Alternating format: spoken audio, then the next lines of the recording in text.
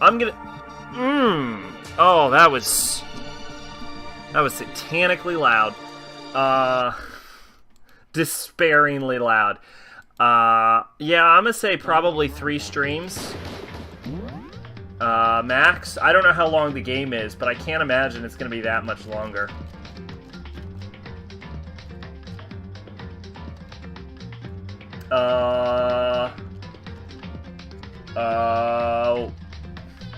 Well, we saved in despair life. Oh, here it is. Okay, so it's this one. Yo, Verpega, welcome! What's going on? Alright. So where we last left off, we found a dead body!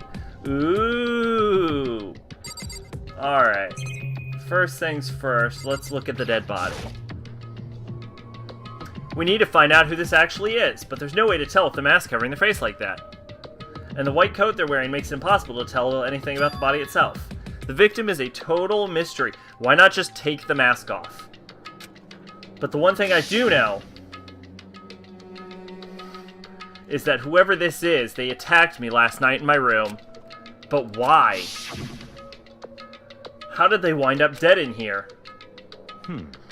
Their heart isn't beating, they're not breathing. All signs of life have come to a complete stop. Thanks to the knife that's been driven into their stomach, their clothes are stained a bright red. It appears the bleeding has stopped, but the blood that's there is still wet. Be careful you don't touch it and get some on you. How can you be so calm at a time like this? Who is it? Their face and body are all hidden, so I don't have a clue. Yeah, it's blatantly pink. I'm pretty sure it's a girl at least. Huh? How can you tell? Well, I can see the outline of her chest and just the general shape of the body. Yeah, the more I look at it, the more I'm sure it's a girl. Really, then it could be. Okay, then. Let's just tear the mask clean off. Come on. Wait, don't. But by the time he called out, it was already too late. Toko's hand shot out toward the mask. And in the next instant... Oh, shit! There was a blinding light and a deafening roar. The body blew up. It blew it up, it blew it up, it blew it up, it blew it up, it blew it up. My vision is starting to darken. I prepared to pass out. But then... Hurry up and put out the fire. As my consciousness attempted to float away, that voice reached up and pulled me back down to earth. Someone pressed something into my hands. It was a bucket of water. Come on, dump the water on it. Okay. The upper half of the body... This is actually too loud for me. The upper half of the body was on fire. I took aim and tossed the water as hard as I could. Sploosh! Thankfully, that was enough to put out the fire. It died down, leaving behind only the unpleasant smell of burning. Well, that escalated quickly. I normally don't associate jihadists with blowing up their own corpses. I guess that took care of it. What the hell, man? It exploded. What did you say? I had a bad feeling about that body, but I never imagined it would explode. And now the body. What? It's burned to a crisp. That's beyond well done, man. Don't compare it to a steak. I'll never be able to eat steak again. But now that the body's charred, I really have no idea. How are we gonna find out who it was?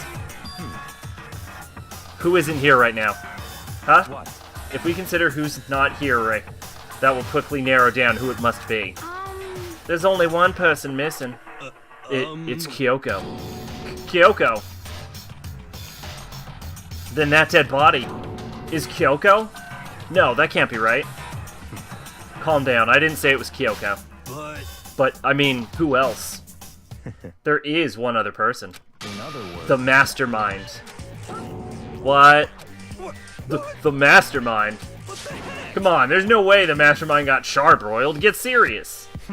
I agree, normally the idea wouldn't be worth considering. But I have reason to believe it may be true. The Mastermind being dead would explain that other matter, wouldn't it? Monokuma hardly move around if its master's dead, right?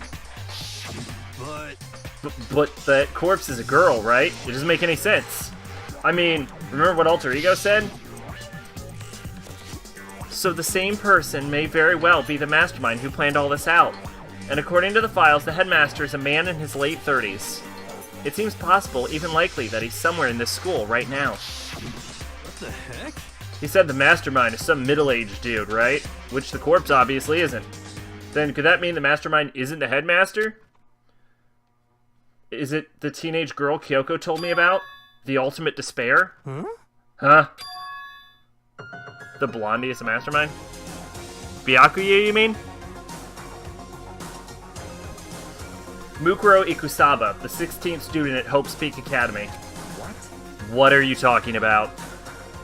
The other day, Kyoko him? He's the mastermind? The other day, Kyoko confided in me. She said that there was a 16th student here in the school. What? I think you better tell us everything you know. Well, all Kyoko told me was... Mukuro Ikusaba, the 16th student, lying hidden somewhere in this school. The one they call the ultimate despair. Watch out for her. It sounded like Kyoko thinks Mukuro Ikusaba is the mastermind. No, the headmaster isn't the mastermind. Of that I'm sure. What? I don't have proof yet, but I have no doubt I'm right. I see. Of course, Byakuya being the mastermind would explain everything. There's another student here, and it's a female. That would match the body's characteristics. And that phrase, the ultimate despair, it sounds super mastermindy, doesn't it? Could it be? Okay, so the mastermind is this Mukuro? And she's a student here, and she's the ultimate despair? But if she's been hiding here in the school like some teenage Bigfoot, how'd she wind up burnt to a crisp? None of this makes any sense. To just suddenly show up and then die? I think we better take a closer look at the body. There may be some clues to help us figure out exactly who it is. Hey, wait. What? Aren't we forgetting something? You know, Toko? Oh yeah, she totally got blown up, huh? Forget about her. I'm sure the explosion vaporized her.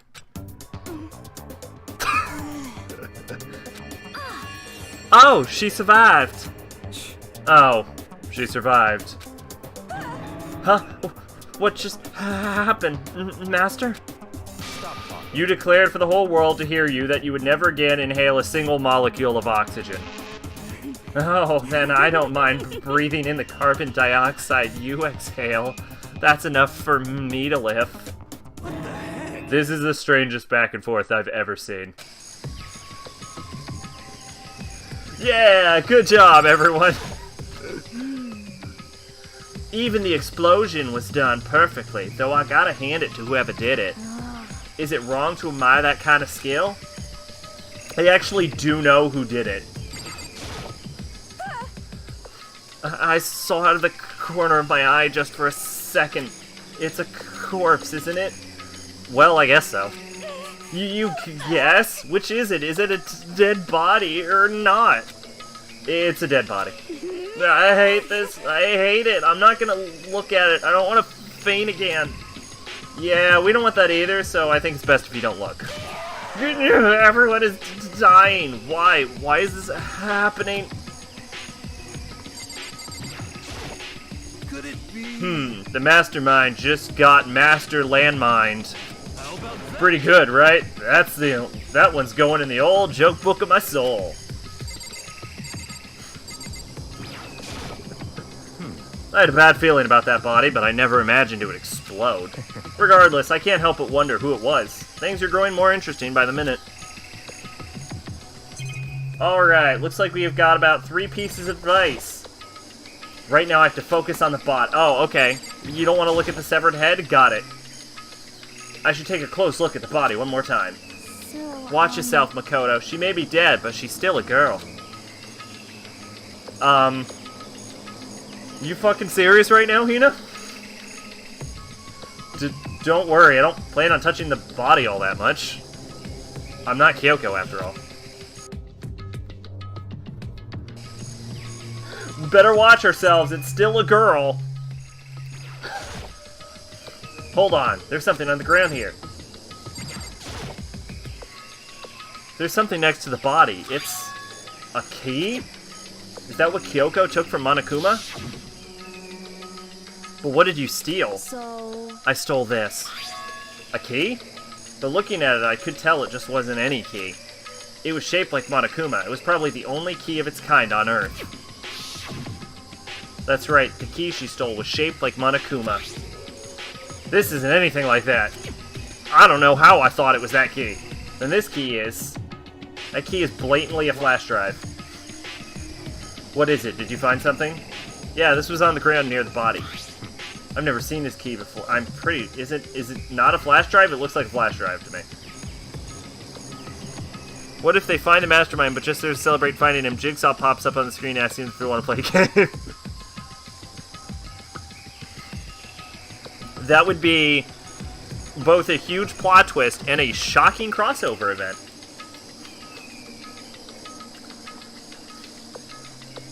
I've never seen this key before. What could it possibly go to? So even you don't know then. Makoto, I'm going to give you a very important task. Huh? I see. That key might give you access to certain areas we thought were locked. Yo, Apache, welcome! You mean So in other words, the biolab, the data center, the headmaster's room, the dorm rooms on the second floor? It's in your hands. So I'm your errand boy now? Oh, I guess we don't get a look at the fucking body anymore. Great. Sure. Yeah, we'll just leave it for those fucking jackasses.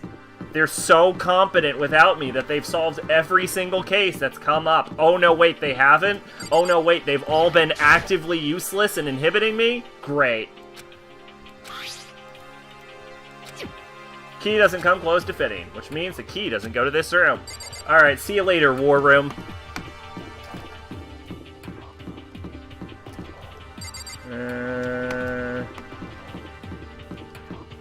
Which one of these rooms could we not get into?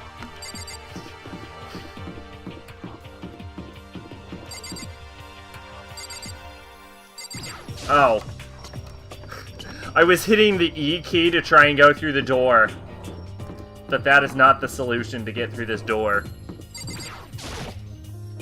The headmaster's room was locked before. Okay, let's give it a shot. When I went to insert the key I'd found in the garden near the keyhole. Huh? The key won't go in? I guess that means the key doesn't go to this door. I thought this door was unlocked, though. This door is supposed to be unlocked. Why can't I walk in? Because Sakura broke the fucking door. Ah, okay. Makoto, you dumb.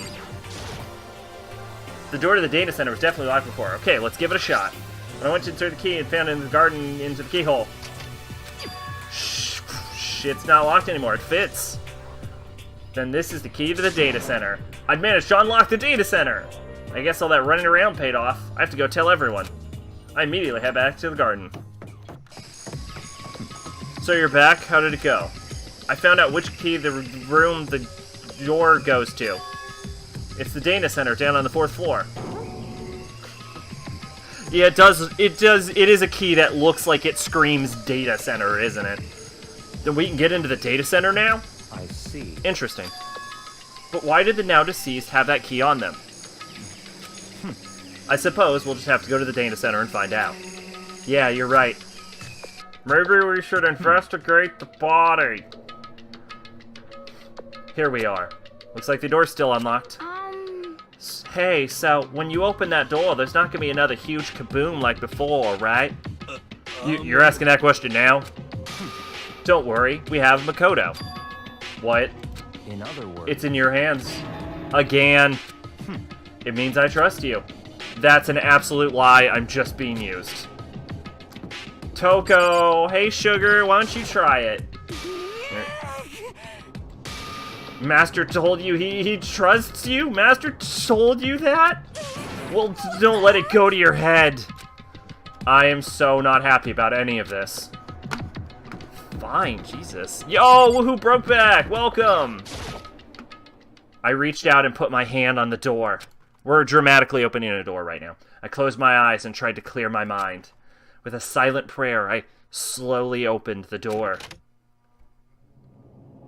Oh, feel free to tell me if some part of the stream's fucked up. I've had to change the settings like 3 times in a row now, so if something went wrong, I wouldn't be surprised. Nothing happened. After making sure I was still alive, I slowly opened my eyes. You're not even wrong. If Makoto dies, everyone's fucked. In a word, the room was strange. I mean, all the rooms up till now were strange, but this room had a special kind of strangeness. It wasn't a surface fear like the rest of the school. Here, the fear was lurking beneath the surface. The room was filled with that kind of fear. What? Hey, that's... Hiro extended a trembling hand and pointed. Look at all those monitors on the wall. Look what they're showing. Each monitor displayed a different section of the school. The dorms, the classrooms, every part of the school was covered. This is... What? It's the direct feed from every single surveillance camera. All the cameras in the school feed back into this room, and they're all displayed here on these monitors. So that's it. So the sole purpose of this room is to watch us. To watch us? Then this room is... It's all clear now. The Mastermind's private room, without a doubt. The Mastermind's room. I guess that makes sense. So the Mastermind was here. Watching us. Then I think that settles it. Huh? The body in the garden? If they had the key to this room, it can only mean one thing. That was the body of Mukuro Ikusaba, and she was the Mastermind. Then the Mastermind is dead? Like, really, really dead? It would seem so. For serious? It's too bad they had to go and die before Master could kill them himself. The Mastermind is dead? Could that really be true? Does that mean it's all over? Because, I mean, that body... Whatever happened, they obviously didn't die a natural death. Should they be able to look through the video feed to see the real Mastermind? Well, Verpega, what you just said is probably a plot hole, because the answer is yes. So who was it that... But if the Mastermind really is dead, then that means we can get out of this hellhole, because we know for a fact that they can play the video feeds back. We gotta hurry up and find the exit, come on! That's enough. No, we have to check this area thoroughly first. Yo, Lisa Graceful, welcome back. The computers are locked? Oh, well, if the computers are locked, then it's not a plot hole.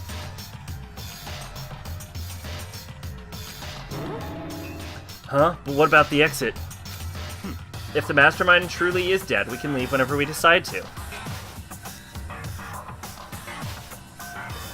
But right now, we need to find out why the Mastermind set up this life or death game in the first place. And I'm bothered by the fact that the Mastermind was obviously murdered. That'd be a lot of footage to store on 2 gigs. Murdered?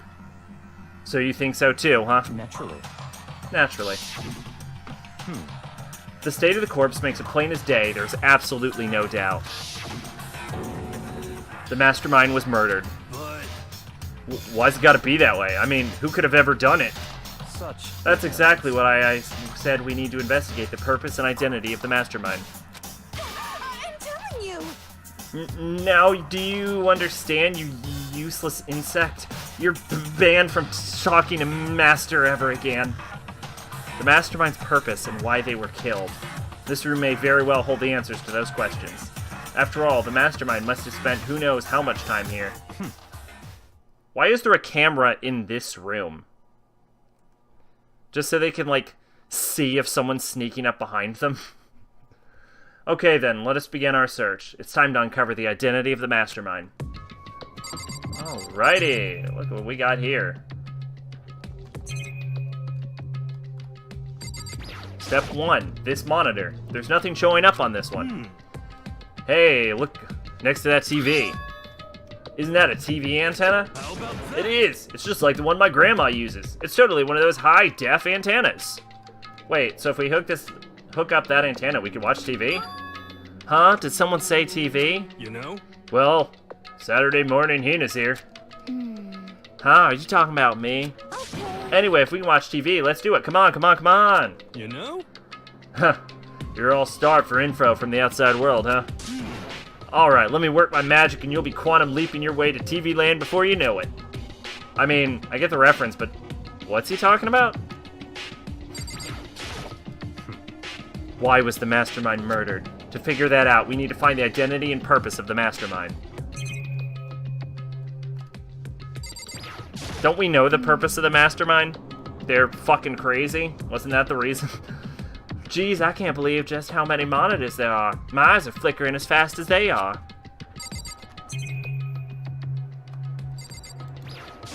What's your problem? Hurry up and find something for Master. So you think you can fix the TV? You know? Just a little longer. What, you really watch TV that bad? Haha, another Saturday morning kid here. Yeah, or, you know, we could turn on the fucking news. Oh, dumb. No matter when, no matter where, surveillance cameras are following our every move. I mean, they're absolutely everywhere. How many cameras does this place have, anyway?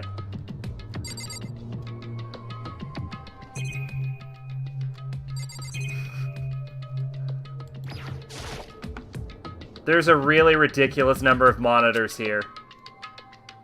And the mastermind's been using them all to spy on us. As long as I have this. Huh? Look, Master, go. It's a feast for the eyes. How much is a monthly membership?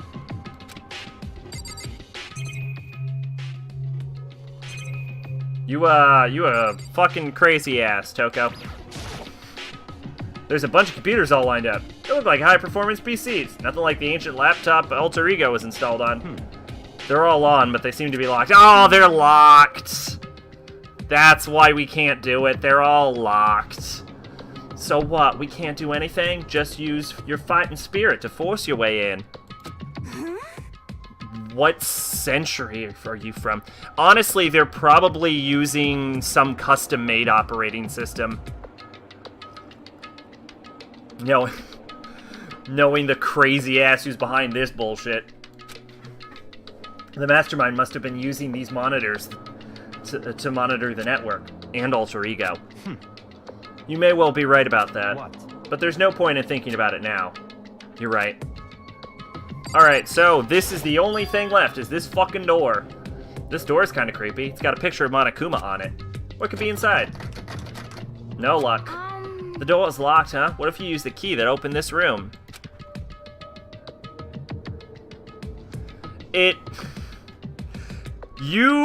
Pache, I get what you're saying, but you have no idea how actual much bullshit the mastermind went through to put this plan together. If they're using their own custom OS, it would not surprise me. Like, this is some next level bullshit they're on right now. It's more than just like taking over a government-run school. Let's just give it a try just in case. Nope, no good. It won't even fit in the keyhole. Oh. Yeah. Well, don't worry about it. Everything's fine. The mastermind's dead, right? So nothing's gonna happen to us. Yeah, I guess you're right. I can't stop thinking about that door with Monokuma's picture on it. Why don't we just break the door? That seems like the next logical step, is just a fucking hammer. But worrying about, like, go get the pickaxe. But worrying about it isn't gonna do me any good. I can't read for shit tonight. I'm sorry about that, everyone. Hina's right, the mastermind's gone, so there's nothing to be afraid of anymore. You know? Huh? Oh. What's wrong? Good news for all of you Saturday morning kiddies out there, I got the TV working. Really? Now all we gotta do is switch it on. What? Then do it. Wait, how does he know he got the TV working without switching it on? Friggin' idiot mastermind. All you guys need... You guys need to cut free from your regrets of the outside world. No! I'm really sorry! They were sitting here watching TV the whole time. They really thought they could get away with it.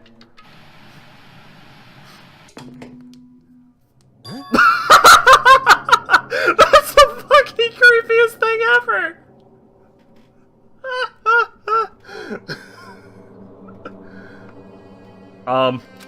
Huh? This is... It's the feed coming from the surveillance room monitoring this room, isn't it? What the heck? Huh? That's weird. Come on. Hey, what are you doing? Huh? That's really weird. You're weird. Weird in every possible... And not just weird, super weird. I'm just reading, like, awkwardly right now. I'm not... I'm usually really good at reading. It's, actually, interestingly enough, especially, like, tongue twisters. You know, when you, like, mess up when you're saying a tongue twister, it's actually your mouth fucking up, not your brain. So, but in this case, I think it's part of my brain is also fucking up, because I'm reading the words in a weird way because of the angle I'm staring at the screen. Hey, gamer fan, welcome to the stream. So, I kind of jumble them up oddly while I'm scrolling across them, because I position my face so that I can also see chat easier. It's a long explanation for why I can't read for shit tonight. But this TV isn't hooked up to anything but the antenna. So how's it showing the camera feed? Well... Seashell... I've already fucked up.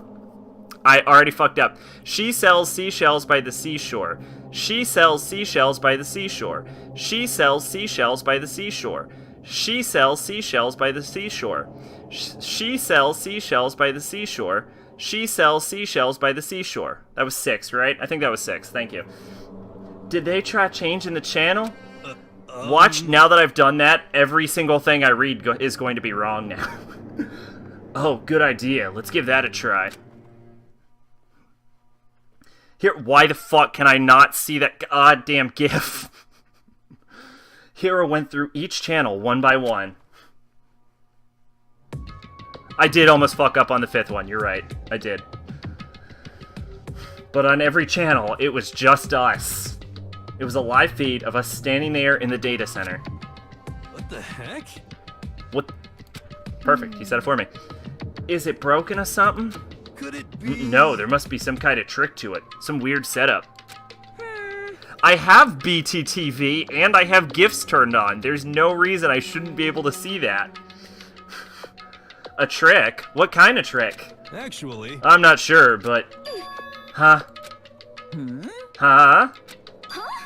What? What? What?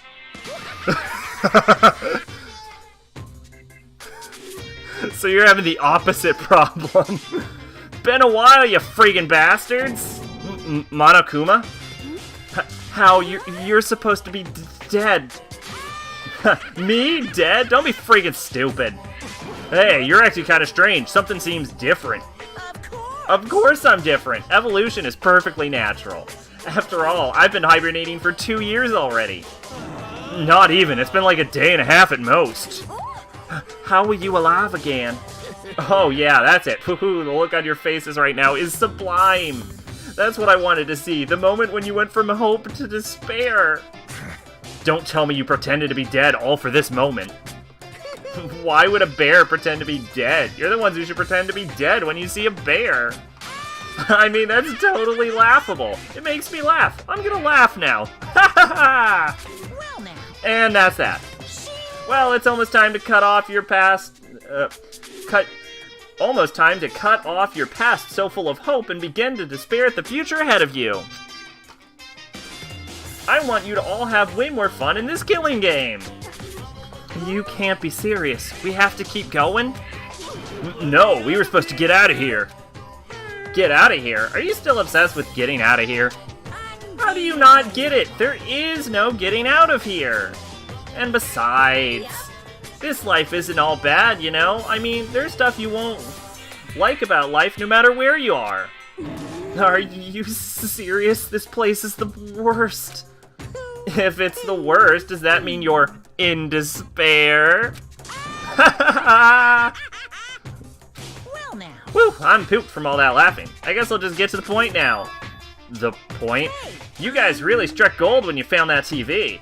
Yes, indeed, that TV is an essential part of your school life here. What? I knew it was hiding a secret of some kind. What the heck? But I connected the antenna, so why is it just showing us the surveillance feed? Woohoo, look at how attentive they are now. Well, then I'm gonna let you in on a blood-gushing secret and tell you all about it. That TV is absolutely, without a doubt, displaying the signal coming in on the antenna. Huh? But what does that mean? It's displaying the signal, but it's just us standing here. Ah, you're so stupid. Don't you get it? Fine, I'll just tell you. This killing game is being broadcast live to the entire world. It's the most popular thing on TV. What? This killing game is being broadcast live to the entire world. It's the most popular thing on TV. It doesn't matter how many times he says it. I don't know what it's supposed to mean. I mean, even if I understood the words, I'm not sure I'd understand the deeper meaning. What? Broadcast live to the entire world? What kind of bad joke is this? It can't be. Have they taken over the airwaves somehow?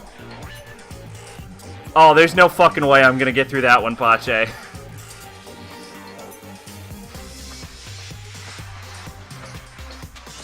I'll try it once. I slit a sheet I slit, and on a slitted sheet I sit. I slit a sheet I slit, the sheet I slit, that sheet was it. That's it, that's all you get from me. The camera feed is being broadcast. No way, that's impossible. Whew, that kind of overconfidence is a major weakness in your crisis management system, you know that? All you need is one weird trick that I found, and hijacking the airwaves is easy mode. Are you being serious right now? Of course. I heard a kind of creaking, but that sound was coming from my own mind. Like a boat tossing in the ocean, my mind had begun to Is that creak or crack? That's creak. That is creak. Creak and groan. Hey, Everything has a meaning, you know? All those hints I gave you, all those tantalizing tidbits about the school's mysteries, even me luring you here right now. Why would I do any of that without a reason? It was all for my captive audience, to show them true despair like they'd never seen it before. I became the director of despair-based production. This is the ultimate reality show, the best despair in entertainment. what are you saying? You're lying. If this was on TV, the police and everyone else would be going crazy. Yeah, there's no way they wouldn't have tried to come and rescue us. Actually, What if they already did? Huh? yes, But then again, it's not really any of their business, right? Sure, some people might yell at their TV to try and warn you, but who would actually come here to help? Don't you think that's possible? I don't really know personally, though, so whatever. This can't be. But to take control is what copyright?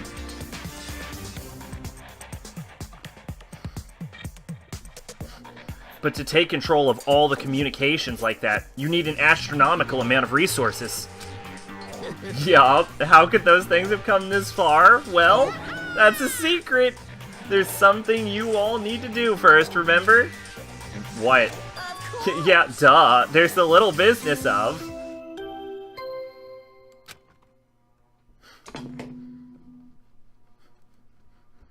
A body has been discovered.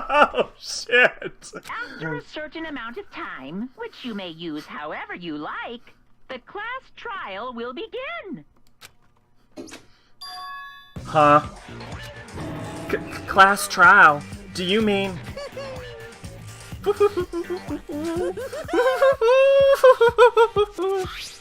I'll leave the next Monokuma file right here! Everyone give it all you've got, okay? Okay, things are getting pretty crazy from here on out. You're in for a heck of a ride.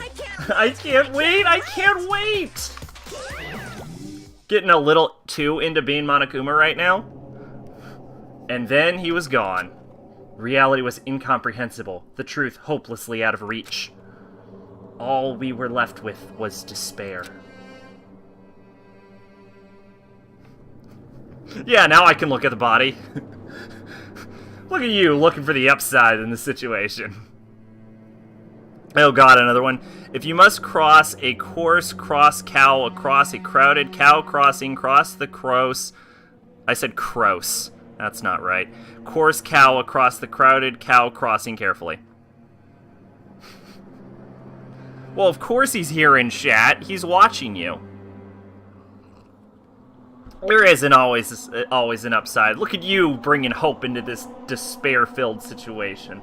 We stood there for I don't know how long, frozen in place. I couldn't think. It took everything I had just to keep myself standing upright. I don't understand any of this. What's despair entertainment? And how is he still alive? I'm sick of this. I thought that finally, we could get out of here. And Blaz, what did he say about a class trial? Stop talking. Well, that part's obvious. The class trial is the class trial. What it means is that at this point, we have to figure out who the culprit is. Figure out who killed Kyoko. What? What the heck? What are you talking about? I thought Mukuro Ikusaba was the one who died. The victim was female, right? Kyoko certainly fulfills that condition. And if Monokuma is still alive and active, that means that the mastermind, Mikuro Ikusaba, isn't dead. So naturally, that body can't belong to her, so it must be Kyoko. There's no other possibility. Literally no other possibility. If you're thinking of a different possibility, you're wrong. The body is Kyoko's? Kyoko's been murdered? No, it's not possible. Because I don't know anything about her yet. I don't know who she really is. To have it end like this. I don't believe it. I refuse to believe it. Quiet. Whether you believe it or not, it doesn't matter. The truth is the truth. If you refuse to believe, it's your responsibility to uncover the truth for yourself. Myself? Anyway, we'd better begin. But if we're gonna have a class trial, then that means that the killer... That's right. Correct. It must be someone participating in our school life. Wait, so you're saying one of us killed Kyoko? Well, that's not precisely what I'm saying, no. Huh? But you just said... I think the truth being subjective is the theme of Danganronpa 3.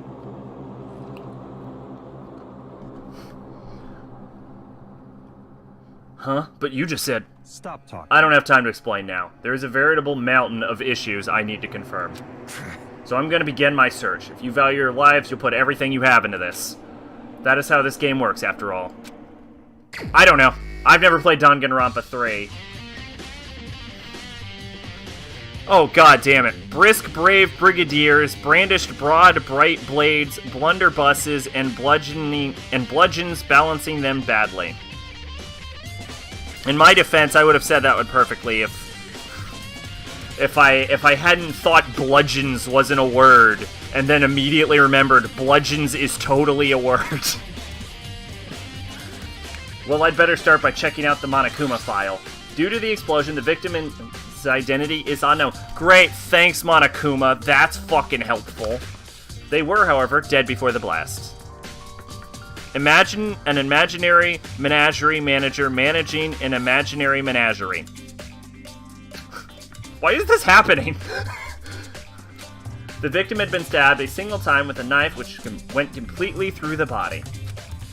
They had also been stuck in the head with an object about as thick as a metal pipe. The body was covered with other wounds, but these were at least several days old. So even the Monokuma file doesn't tell us who the victim actually was. The unidentified body. Could it really be Kyoko? Or... I have no choice. I have to investigate. I have to uncover the truth for myself. No matter what, I have to find out what happened, or we're all dead. I need to go back to the scene of the crime. Back to the garden. Alright, so the only thing we know is that we know nothing. Okay, time to get started. I need to check everywhere. That might be important from one end to the other. I need to do what I always do. What's that a paraphrased quote from? Isn't that Aristotle? I'm gonna just say it was Aristotle and hope I'm right. Might be Plato. I always get Plato and Aristotle and Socrates, those three guys. I always get them mixed up, but I think it was Aristotle. Listen, Makoto. Do you remember how the body looked, you know, before it blew up? If I remember right. It was wearing some kind of mask and a big white coat. Also, there was a knife sticking out of the stomach, and the area around it was stained with blood. Apparently, the wound had stopped the bleeding, but the blood on its body was still wet. The only thing I know is that I know nothing. I think it was either Aristotle or Socrates. I'm just saying Aristotle. Now I'm starting to think it was Socrates. One of those old Greek guys. Apparently the wound stopped bleeding, but the blood on the body was still wet. Byaku said not to touch it to avoid getting all bloody. But for how much blood there was on the body, I didn't see any on the ground around it. Okay. Wow, thanks. That was a big help. Now that you explained it, I totally remember how it looked. Well, having to talk about it like that helped me remember it a lot better, too. So thank you, too. Body before the explosion. It wasn't any of them, was it? I'm about to look real fucking dumb. It was probably Descartes. Socrates. Okay. See, I'll give myself partial credit. Because I answered two different people, so I don't think that counts all the way. So it's like half points. So who does that body belong to? Whoever it is, I'm not gonna look. I don't want to feign anymore. You sure you don't want to just let Jill handle the investigation? It's 11 o'clock right now. Okay, and? For serious? Oh, well, I was thinking about when we first found the body. When the body was found, huh? I should look back at what I did this morning to help me remember when that was. Monokuma's announcement woke me up at 7 o'clock, as usual, and I headed to the dining hall pretty soon. Once I got there, I met up with Hina. That was around 7:30. Then I headed to the gym where everyone else was waiting. Next, Toko went to get the pickaxe, and that's when she found the body. What time was it then? Now then, Toko, what time is it? Yeah, I'm not really great with philosophers either.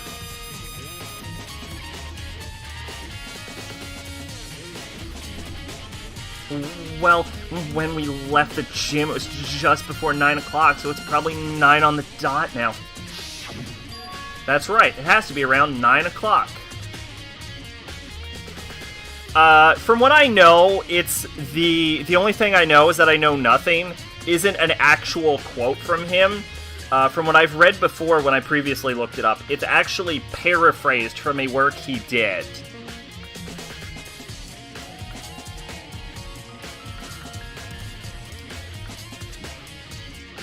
You know how quotes get, like, distorted over time, like, all's fair in love and war isn't the actual quote either.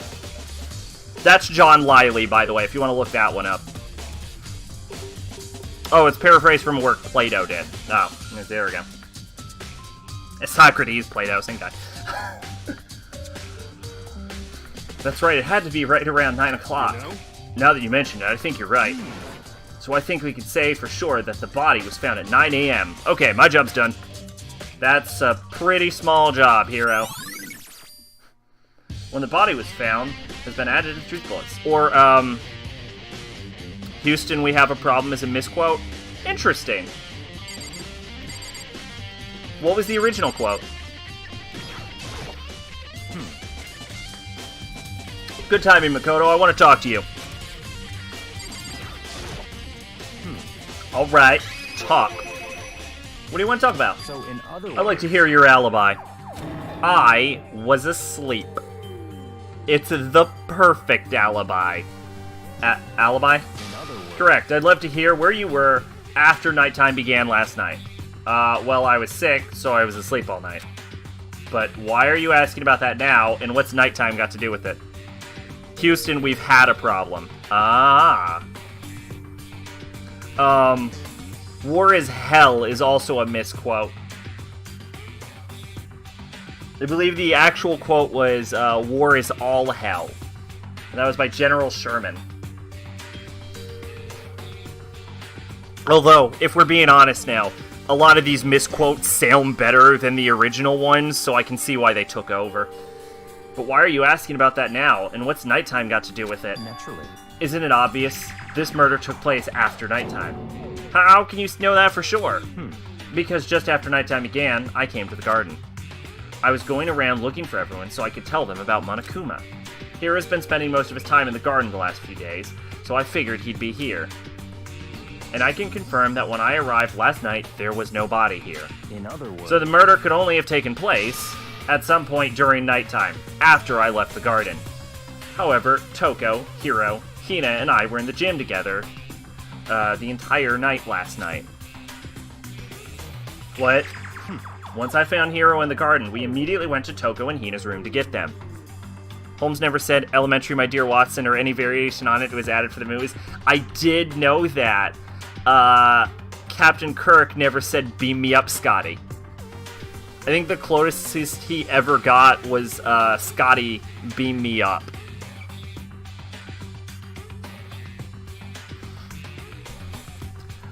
At that point, we all went to the gym and began dismantling Monokuma. As a precaution, we made sure not to go anywhere alone. We even went to the bathroom in pairs. In other words, all four of us have an airtight alibis. The only ones who don't have alibis are me and Kyoko. That's right. And if the victim really is Kyoko, then I'm the only one without an alibi. Also, when we went to get Hina and Toko, we stopped by your room as well. But you never came to the door. So where precisely were you? I'm telling the truth. I was in my room, but I was dead asleep. I had a fever, so that's hardly an alibi. I know. So, what now? You seem to be quite the disadvantage here. I'm the only one without an alibi. That's really bad, isn't it? Just a little bad. Probably doesn't help that the victim was apparently killed with your knife, either. There's a knife lying on the ground. Is this? It must be the knife that was stuck inside the body before it exploded. The force of the explosion must have thrown it over here. The Monokuma file said the knife went all the way through the body, from front to back. Does that mean this knife is what caused the fatal injury? I want to point out, by the way, on a side note, I don't know if this is related to the game at all, how hard it would be to take a fucking knife and put it through a human. Either way, what I'm saying is there's no way that Makoto's 5'3", 119-pound ass has enough strength in his fucking noodle arms to pull this off. Either way, this knife, it looks really familiar. Wait, is this... That's it. It's the knife that person was holding. This is getting really weird. There are just too many strange coincidences. Whoever this person in the mask was that attacked me last night, they were holding that knife. And that same knife was used to stab the same masked attacker we found here. So maybe this masked person got stabbed because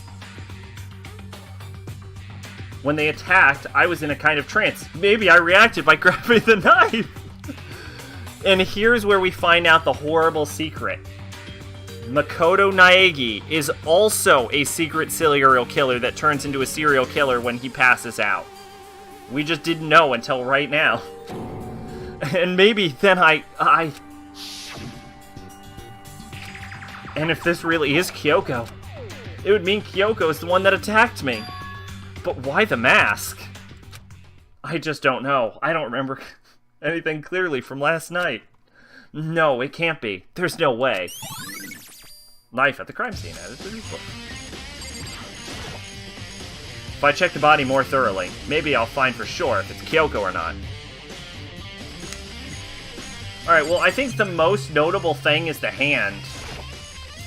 Huh? There's something weird about the body's fingernails.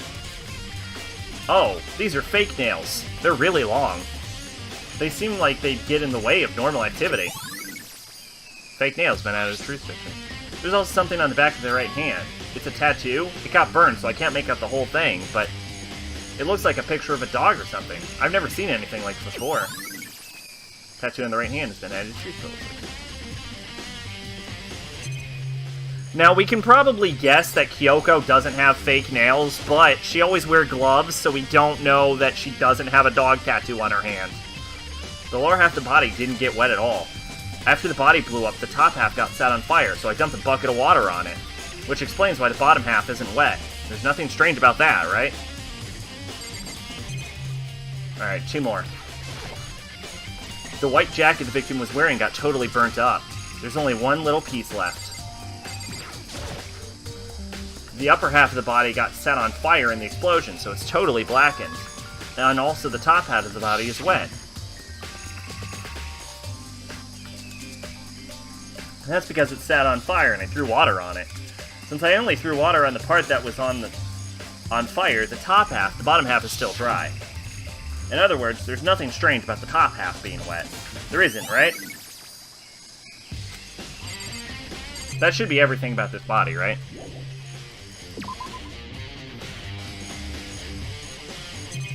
Okay, then.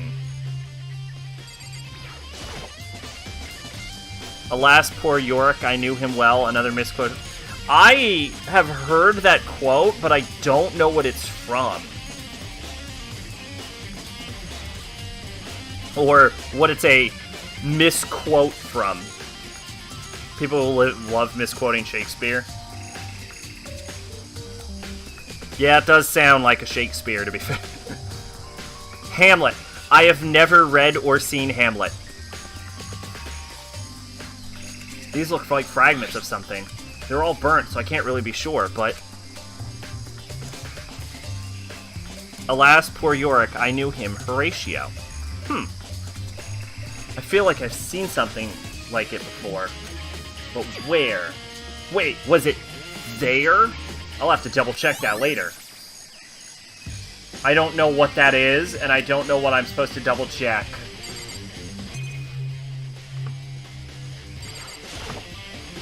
This is a panel that controls the sprinklers. They're set to turn on at 7:30 every morning, and Monokuma said the time positively can't be changed.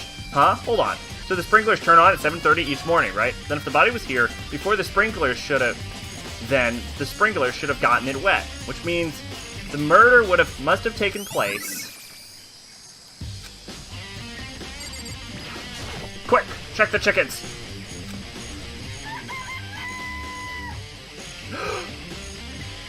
Where's the 5th chicken?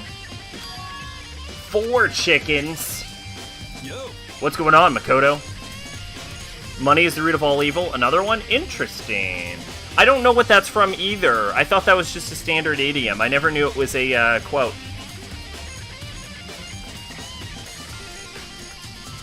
Then again, I guess all idioms had to have been quotes at some point. I'm glad you're here. Listen, do you remember how much chickens there were in here? Of course. There were precisely 5. I would not shut up about the fact that we had exactly 5 chickens. Yeah, right? What's wrong? There's only 4 chickens here now. We're 1 short. For the love of money is the root of all evil. Oh, it's a Bible quote. I should get around to reading that book eventually. Huh? Ah! That's so weird. I wonder where it disappeared. I was down here just before nighttime last night, and there were definitely 5 chickens then. I know, because I'm really obsessed with these fucking chickens. What are we gonna do? Going from 5 to 4 is gonna have an impact on the structure of the world. It's like a jigsaw puzzle. If even a single piece disappears, then the entire world will remain unfinished. I did my best to ignore Hero and focus on the problem at hand. Why did one of the chickens disappear? Could be related to the case? Oh my god, I have a fucking truth bullet called Chicken Coop Chickens. That is the dumbest truth bullet I have ever seen. The Monokuma flower, huh? Is it true? Does it really eat paper, plastic, and people? Anyway, I don't think it's related to the case, so I'll just avoid it. Well, I mean, I think it's related to the case, because obviously the body was placed here in a way that it would be found, or the person would have just fed them to the fucking flower 5 feet away. Just to be sure, I should take a look at the tool shed. Heaven hath no rage like love to hatred turned, nor hell a fury like a woman scorned. I can both appreciate that one more and less. It feels Like, the word flow on it's really awkward. But I like the additional message of heaven having no rage, like love, hatred turned. I just read the whole fucking thing. I was trying to paraphrase it, and I just read the whole fucking thing out. There's a chicken missing because they ate it for dinner last night. Oh, shit. I don't think any of these fuckers ate or slept, if we're being honest. This room is dusty and disorganized. In other words, a pretty stereotypical tool shed. Oh, no, they did, because Hina was supposed to bring them food. Actually, Hina was supposed to bring them food, and then didn't bring them food, and then none of them ate. So no, they have not ate or slept. Is this a tarp? Wait, was there a tarp in here before? I should probably look into that. It could be related to the case. Oh yeah, the fucking pickaxe we were supposed to get. There's something in the handle of his pickup. Crazy Diamond. Crazy Diamond, one of my top 5 JoJo stands.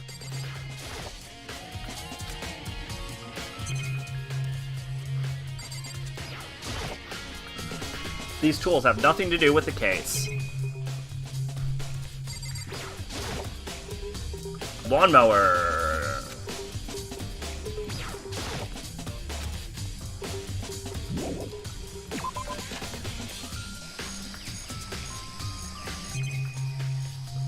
If any of you have seen JoJo, what is your favorite JoJo stand?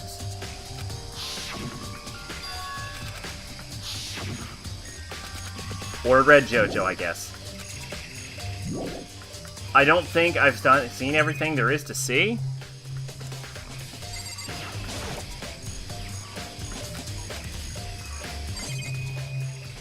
What have I not clicked on? Or is this one of those who have I not clicked on moments?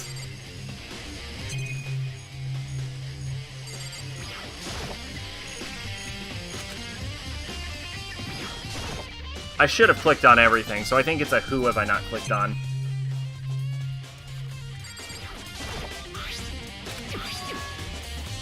Oh, there was more... Okay, we'll have to read the transcript for this. One side of the tarp is wet and dirty. Something about that bothers me. That's the one thing in here that concerns me. Transcripts in system, right? For some stupid reason. Oh, right. The top is wet, covered with mud and grime, but the underside, it's totally clean and completely dry. On the outside, the tarp is wet and dirty. Something about that bothers me.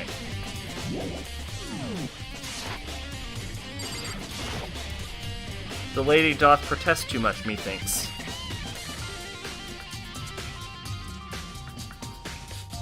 You know, crazy enough, I think I have actually heard something quote that correctly before.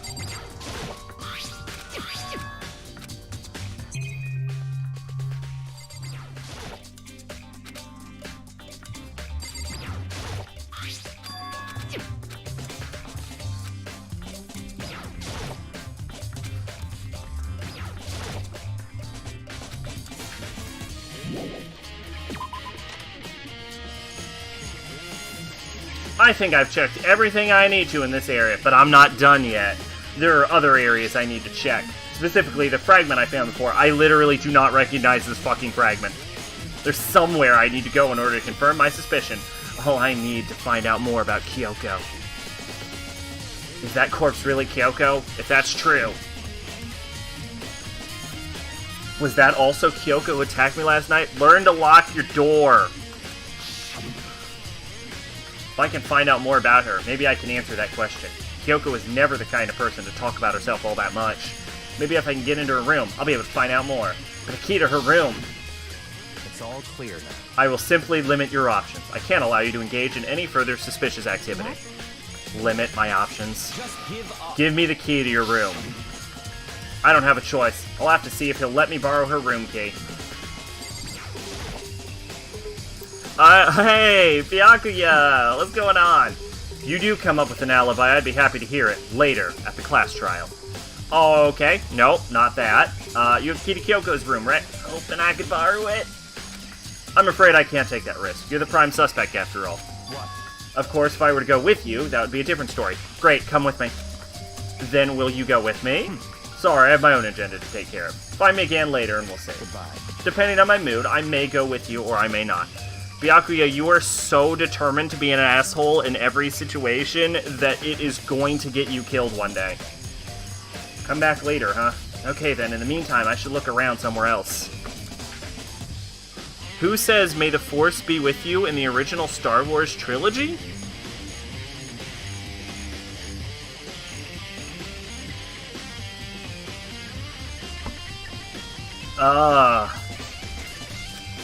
The way you say that makes me think it's not Obi-Wan, which is who I would have initially attributed it to.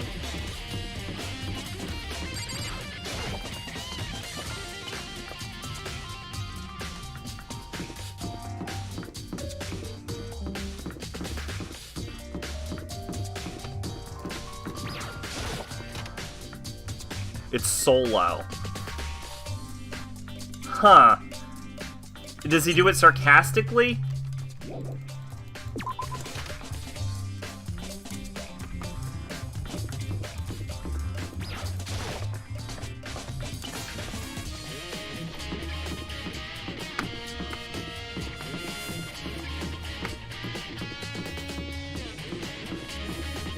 I'm kind of done with Star Wars at this point. Like, hello, Clarice is not in Silence of the Lambs? Interesting.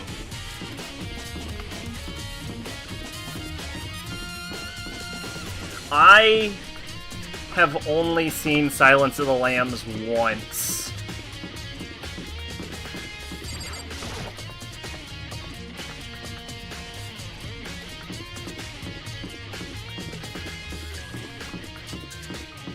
Okay, he keeps saying... How about the Captain Marvel trailers? I have not seen the Captain Marvel trailers. I don't tend to watch the Marvel movie trailers, mostly because I know I'm gonna watch the fucking movie anyway, so what's the point?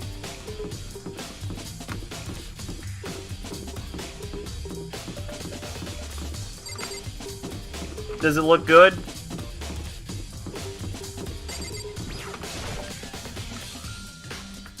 Oh, I finally saw Infinity War.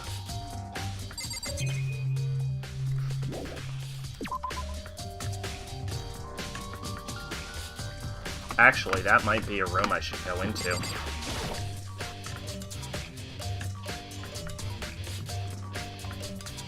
You don't know? Oh.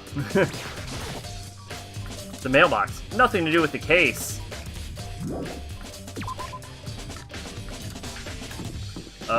What the hell is this fragment from? Like, Makoto's like, I've seen this fragment before. There were bits of charred debris near the body. It seems familiar.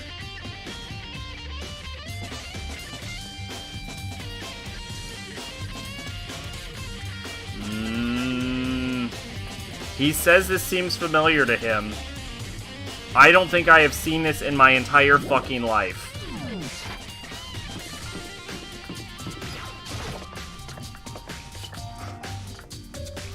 Okay, every murder in this game has taken place on the same floor that was just unlocked. So obviously this is a floor 5 murder. Yes, please, feel free to just straight up tell me.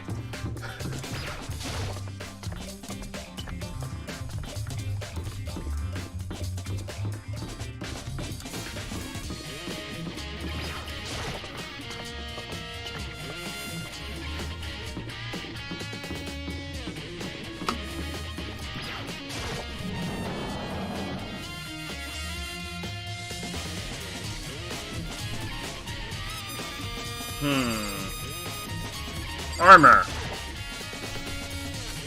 Nope. You think it's from the Monokuma bomb? Oh. Boy, would I never have guessed that. We're just gonna warp down. Mostly because I just remembered I can do that.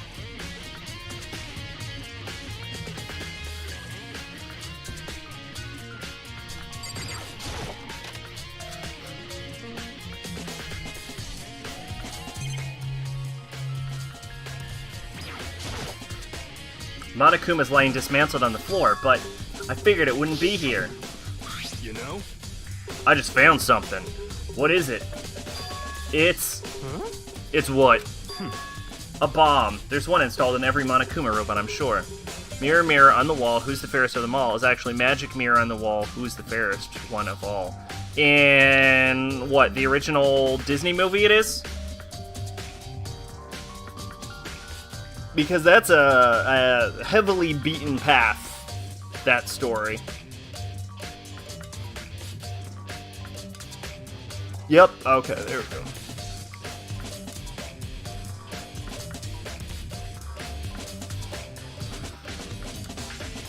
There is a, speaking of bombs, there is a great moment in Goldfinger, the James Bond movie, where Goldfinger wants to ruin the US economy by blowing up a nuclear bomb inside of Fort Knox, thus irradiating all of the US's supply of gold. And James Bond has just defeated all of the bad guys, and he's looking at the nuclear bomb as the timer goes down, and he's trying to figure out how to dismantle it, and he gets like a pair of pliers, and he like goes up to a pair of wires, and like one of them I think is blue and one of them is green, and he's like about to cut one, and he's like going back and forth, and he's about to cut a green wire, and like and like a guy runs in, and he comes up and he looks at the bomb right as James Bond is about to cut the wire, and he just flips a switch and the bomb turns off, and he just looks at Bond and just gives him this look like, are you fucking serious? And Bond looks back like, whoops. It's great. He just turns the bomb off with a switch. It's amazing. A bomb that's been installed in every Monokuma robot, I'm sure. A bomb? And that bomb went missing. There's no doubt about that. The fragments I found in the garden. Okay, thank you for telling me. I have absolutely no idea how long that would have taken for me to find this. The answer is it would have taken about 10 minutes, and then I would have stopped the game and looked it the fuck up. Okay, I've checked everything else I can think of. All that's left now is Kyoko's room. I should head back to the garden and ask Byakuya. And, short of asking Byakuya, I should beat the living fuck out of him and take it. Because, I don't know. We hit him with a big enough pickaxe. We can probably take him down in one hit.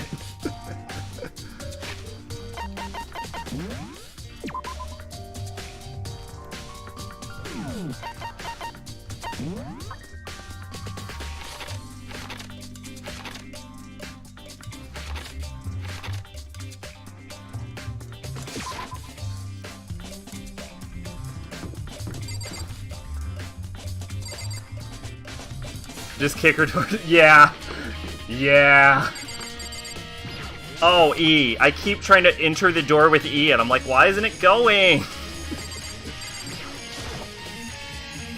You think you can go soon, Byakuya? Let's go. You wanted to check Kyoko's room, right? Very well, let's go. Ah, wait for me! Byakuya walked off without a second glance, and I hurried after him on our way to the door. How did Byakuya hurry up? We already covered he's super fucking slow. Well then, here we go. Byakuya took out the key and slid into the keyhole, and then, click. And it's open. Looks like it, thanks.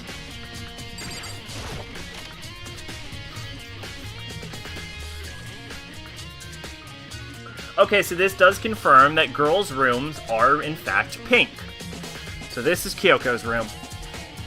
Alright, first things first. Oh, I wanted to check her drawer and see if she's found a reason to use her sewing kit yet. No matter where we are, surveillance cameras are following our every move. Here's her bed. Smells like her. I don't see anything interesting here. At least not as far as the case is concerned.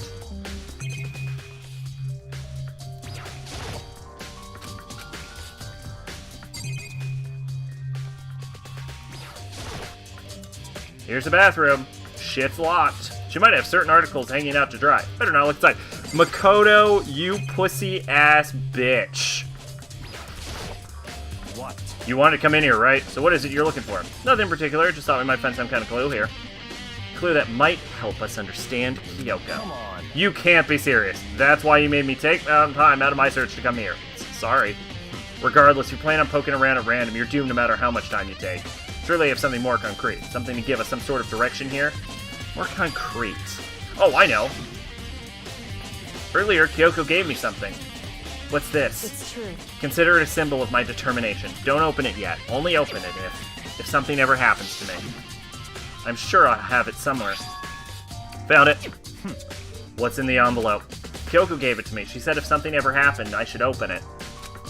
Well, something has certainly happened, so open it. Okay. I opened the envelope and looked inside. Inside was a single piece of paper. Under the sheets. What? That's all that was in there. Yeah, looks like it. Under the sheets. What could it be? Under the sheets. God, what is a sheet?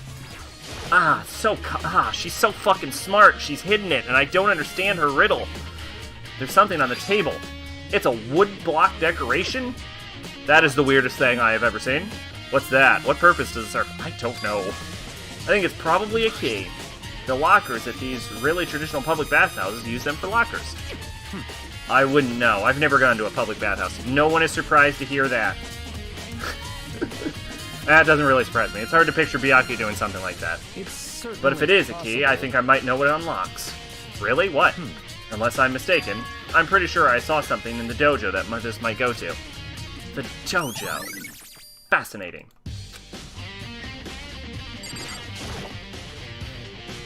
But could something be hidden under the bed sheets? Part of me didn't expect to find anything, but as I lifted up the sheets... What's this? I found a crumpled up piece of paper. Oh, shit. Class 7-8 Student Registry. Mukuro Ikusaba. I see. It appears to be Mukuro Ikusaba's profile. Yeah, looks like it. That's probably the other thing Kyoko stole when she snuck into the headmaster's room, along with the key. God, you're so annoying. Fine, I'll tell you. It was a key and a burr. That's it. This must be the burn that Monokuma was talking about. Kyoko said a death without meaning was unappealing, and that this is what she left behind. I don't have time for your sentimental indulgences. Hurry up and finish your search. Okay. I made an effort to pull myself together, then looked down at the profile sheet. Name, Mukuro Ikusaba. Sex, female. The ultimate soldier. Although small for her age, she was a military specialist trained in every weapon type imaginable. She showed an interest in the military from childhood, and soon found herself completely absorbed in it. In elementary school, she won a survival game tournament and began writing for military magazines. Are you all aware that there is a shoujo manga, almost subgenre, completely dedicated to young girls playing survival games? This exists. I'm not joking. You can find anime adaptations about this. I suggest Sabagebu. I do, actually. The main character is amazing. Just before entering middle school, while she and her family were on vacation in Europe, she disappeared. The story of a young Japanese girl being kidnapped quickly took over Japanese media outlets. An intense international investigation turned up to no information. She was never found. However, she reappeared in Japan 3 years later, alone and completely unannounced. She revealed that she had joined a mercenary group known as Fenrir for those 3 years. She insisted that she hadn't been kidnapped, that she'd received battle training of her own volition. However, she never really... God. Revealed why she decided to return home when she did.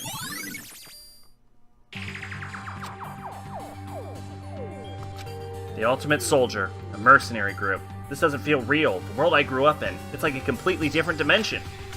It's like one's non-fiction and the other's sci-fi. There's no way to compare the two. That's how different this is. That's how I saw things as just an ordinary person. But then... I see. I've never imagined I would hear the name Fenrir in a place like this. Uh-huh, you recognize it? Naturally. The Fenrir Mercenary Corps is a collection of battle-crazed warmongers. But they do have their uses, and they always get the job done. That's worth remembering. This is all part of a world totally removed from the one I live in. I have to say, I'm intrigued. Every rumor I've heard says that Fenrir has already... Found it. Whoa, I feel like our hero is becoming a bit player, and a bit player is becoming our hero. Ah, it's you. What? Huh? What have you got in your pretty little hand there? Oh, you found her profile. So, what if we did? Hey. don't freak out on me. I'm not gonna hold it against you or anything. And in case you're wondering, don't hold it against Kyoko either, even though she stole it and hid it. After all, there's no rule against stealing, is there? But who I can't forgive is Miss Ogami, who broke the rules and busted into the headmaster's room.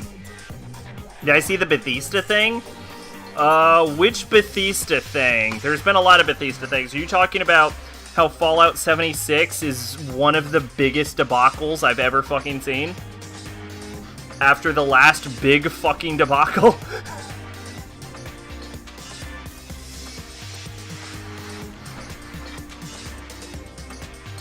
Or the announcement that the next 2 Bethesda games are still going to be running on the same fucking engine.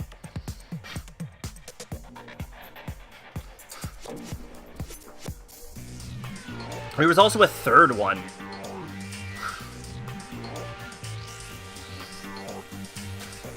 Maybe I'll drag her corpse out here and slice it up and devour it. Bears are omnivorous, you know. What? Are rule violations really so unforgivable? You're quite adamant about those regulations, you know. Of course I am. A proper school life is built on dedication to organization and order. Which is why even I, as school headmaster, have to follow regulations myself. Oh, so you're saying you have to follow your own rules as well? 76 used Skyrim Pro, but no, you're talking they're finally getting the canvas bags to the people who bought $200 Collector's Edition. I don't know nothing about canvas bags. Of course. Absolutely. I can't have you complaining about how unfair it all is, now can I? In fact, on the subject of fairness, would you like to know something interesting? Interesting? It's about the one writing all the rules. They're actually one of the participants in this killing game. I don't think I ever told you about how many participants there actually were, did I? I was thinking I should probably clarify that.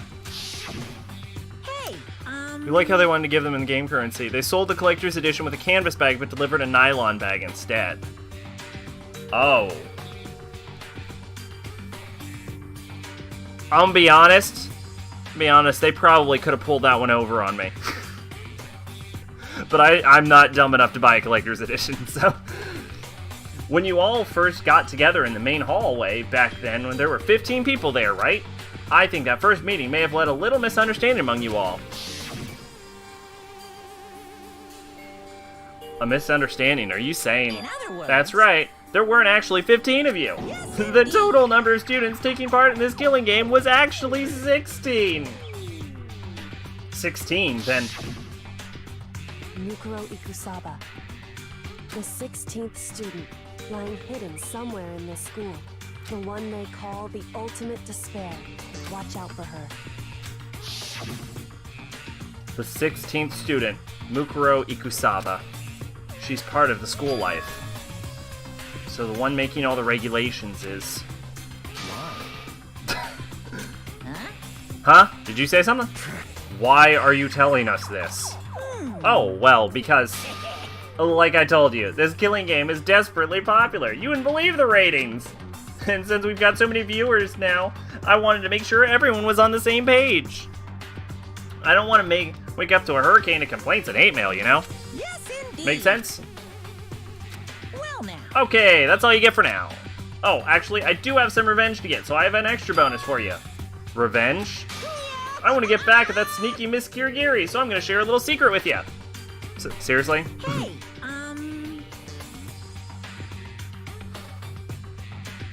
You know how she wears those stupid gloves day in, day out, all the time? Well, don't tell anyone I told you, but she wears them to cover up a bunch of hideous scars she doesn't want anyone to see. What? Boo-hoo, okay, now that's all you get. God, I am fucking dying. Why is my throat so dry?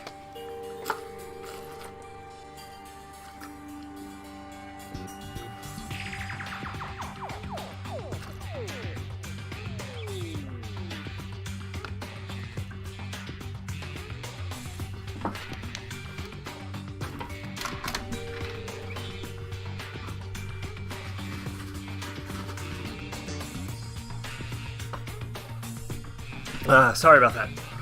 Alright, you see, you think they're only doing it to save money because they wrote themselves a big expense since their TOS, especially if people can't class action them. and that all grievances would be absolved by arbitration, and the arbitration fees would be handled by them, so they either spend 50 USD on a bag or 900 in arbitration. Yeah, it's a fair point.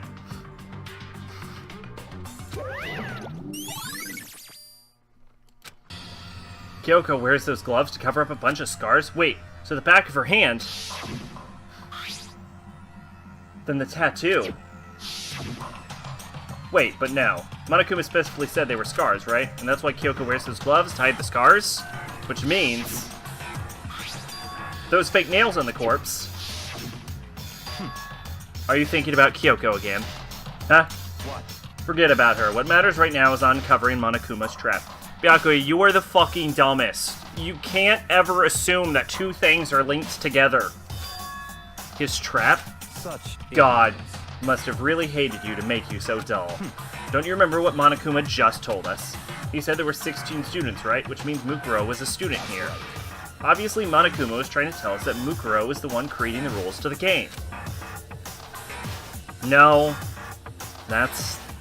No. Well, why would he tell us that, and why now?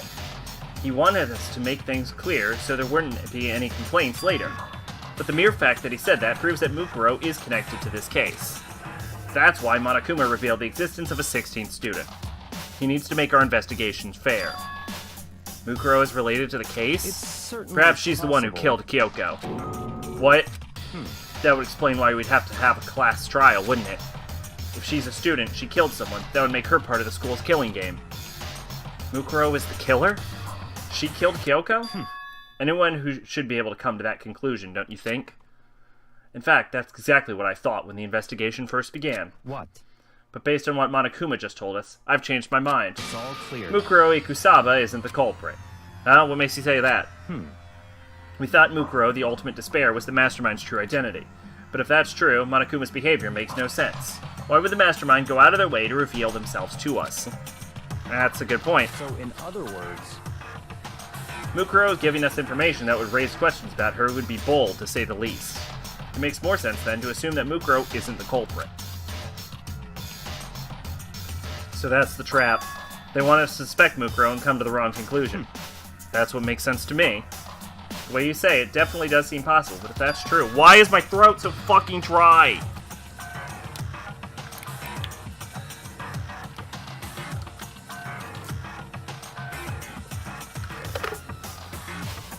Honestly, I think I'm starting to come down with something. If Mukuro isn't the killer, then who is? Oh, that's not... God, I can't get any of my controls straight. Well then, I believe our work here is finished. Let's move on. I'm sure there are other places in need of investigation. I should find out if that key and the dojo really are connected. let's go. Well, are you coming? All you know is that if you buy another Bethesda game, you'll do your due diligence and have a few pans of salt in your promotional material. What I do... I'm most likely to do is I'm going to... I would probably get the game after it's been out for a while. And you know, if they make all of the mods fixing it. There are wooden lockers here. They used wood block keys, just like those at super traditional public bathhouses. It looks like the key we found in Kyoko's room really does go to one of these lockers. I see. Makoto, do you see the lockers furthest to the right? Very strange. That's the only one that doesn't have a key in it at the moment. Also, it's the exact same number. Look, I'll pre-order a game. I'm willing to pre-order a game, I'll admit it. I didn't used to, but like, sometimes I can look at a game and be like, that's probably a safe bet. And then sometimes I get really pissed off. But I also don't do it for every game, it's usually only like a select few. I'm just trying to fucking justify it. That's the only one that doesn't have a key in it at the moment. But I would never pre-order a Bethesda game. Bethesda game. Bethesda burned all its goodwill with customers with Fallout 76. I'm gonna be honest, I don't have a lot of goodwill left. Like, I didn't even care that Fallout 76 was coming out. I liked their past games, but I do not like Skyrim, and I thought Fallout 4 was an okay game, but it was really a game I was only willing to play once, so it just doesn't seem worth it. You understand what that means, right? I should probably use the key we found on that locker, right? Well, just try it. Last game you pre-ordered was Witcher 3, 3 days before launch because it was 20% off. That's a good fucking deal, to be fair. Okay. I took out the woodblock key and inserted it into the lock's metal lock. Witcher 3 is a good game, too. The lock eagerly accepted the key and it opened. There are arrows in here. It looks like 10 arrows. They look like they're made of titanium, which means they're quite strong despite how thin they are. Of course, without a bow, they're nothing but strong little sticks. What was the last game I pre-ordered? Technically, it was Shenmue, but I did that on a whim. Strong sticks. It might have been Onishibara Z2 Chaos. Oh, there's something else inside the locker. That's not fucking arrows. It's a wadded up ball of duct tape. I wonder what it was used for. Also, it's got blood on it. Is that a blood stain? If it is, that must mean it is surely related to the case. This duct tape is related to the case somehow? How could it possibly be involved? I'm gonna be honest, I'm drawing a fucking blank on this one. I think that's all the lockers have to offer us for now.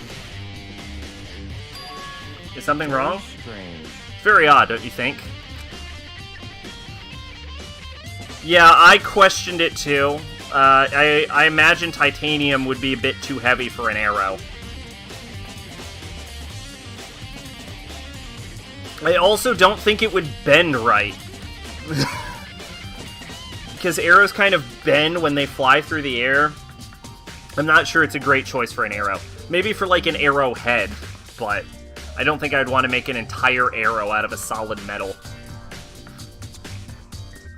The locker was hiding items that were clearly related to the case. But how did the key to the locker wind up in the victim's room? Why? Or perhaps... Byakuya? Forget it. Come on, we need to continue to the next location. What next location? What? There's still something we need to look into. We need to do more research on Fenrir. Fenrir, you mean the mercenary group that Mukuro was part of? But how are we supposed to find out about that? Isn't it obvious? Where in the school would you go to do research on something? Library? Research. Are you talking about the archive? That's right. The archive has all kinds of info the general public doesn't have access to. Let's go. We only have so much time before the trial begins. Let's hurry. This is shocking. Byakuya is being useful. I believe there was a file related to Fenrir somewhere over here. Byakuya seemed to know the archive like the back of his hand and went straight to the shelf in the back. Ah, here we go. Quickly returned with a file in hand. I see. Take a look at this. Oh, shit! Byakuya is love. I get a lot, like I see a lot of people coming on stream talking about how they love Byakuya. Not that I have anything against it, I'm just like, he's really popular as a character. Or at least seems to be. I have no idea what it says. What language is this? How do you make it to high school without learning a single word of French? I'm pretty sure most high schoolers can't speak French. I can speak a little French, Naegi. Don't lump me in with you. Well, whatever. I'll read it for you, but I expect you to repay your debt 100 times over. In the future, I'm going to make you read me a text in Sumerian. 100 times? Isn't that kind of extreme? So, okay, if he's reading this to me, why am I the one holding the book? Fenrir is an elite fighting unit based out of the Middle East. Unlike military contractors, they are a fierce group of soldiers who engage in direct combat. You think they study English as a second language in Japan? They do. Really early on, too, oddly enough.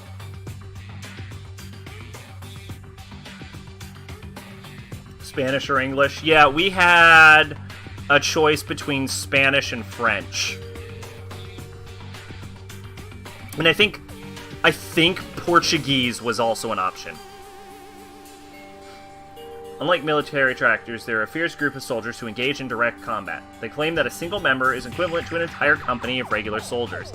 If this wasn't a video game with a fucking robot bear and a magic bulletproof woman, I would probably believe. Like, I wouldn't believe that, but I do believe that. Just like Fenrir, the Wolf of Ragnarok, their mere presence is enough to strike fear into any enemy. I did not study Portuguese, no. I chose French. A lot of people question me, they're like, why not Spanish? Doesn't Spanish make more sense? And I'm like, but French. And I passed French, so I don't regret it. But but I will agree Spanish was probably the better choice. They have been involved in countless military battles and operations, most of which are highly classified. However, some time ago, they completely ceased all activity. At present, their continued existence cannot be confirmed. There are unconfirmed reports that the key members of the group were all neutralized. Rumors indicate they were killed to keep them from revealing the many state secrets they'd acquired. Some, however, believe there was mounting internal tension within the group, and they simply imploded. What? What is it? This all sounds like some kind of alternate reality. Welcome to Danganronpa, motherfucker! Well, it isn't. This is our reality. The only reality. These people are part of our world. Their battlefield aren't much different from our lives here, an unpredictable, unimaginable world. That's what makes it all so exciting. Exciting definitely isn't the word I would use.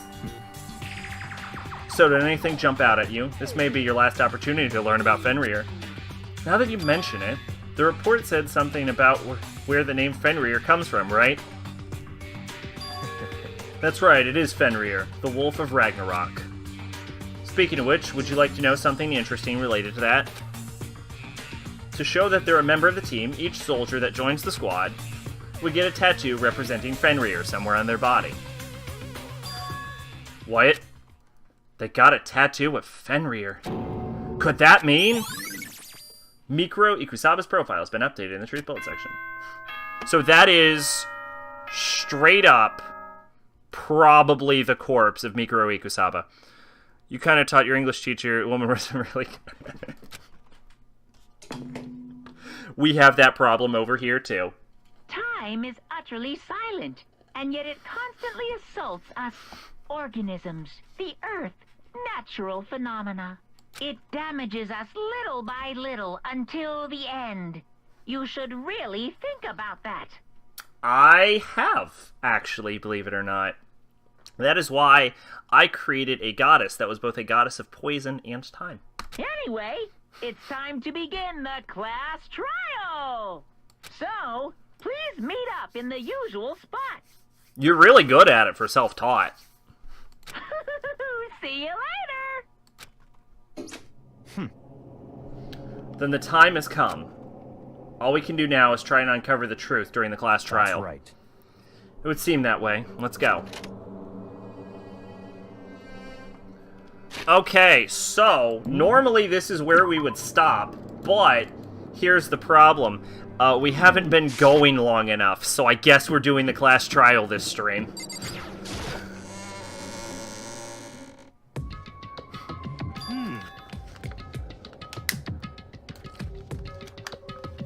I'm not even gonna lie. You know, usually I'm like, oh, I can figure it out with just the evidence presented to me. I have no fucking idea who killed her.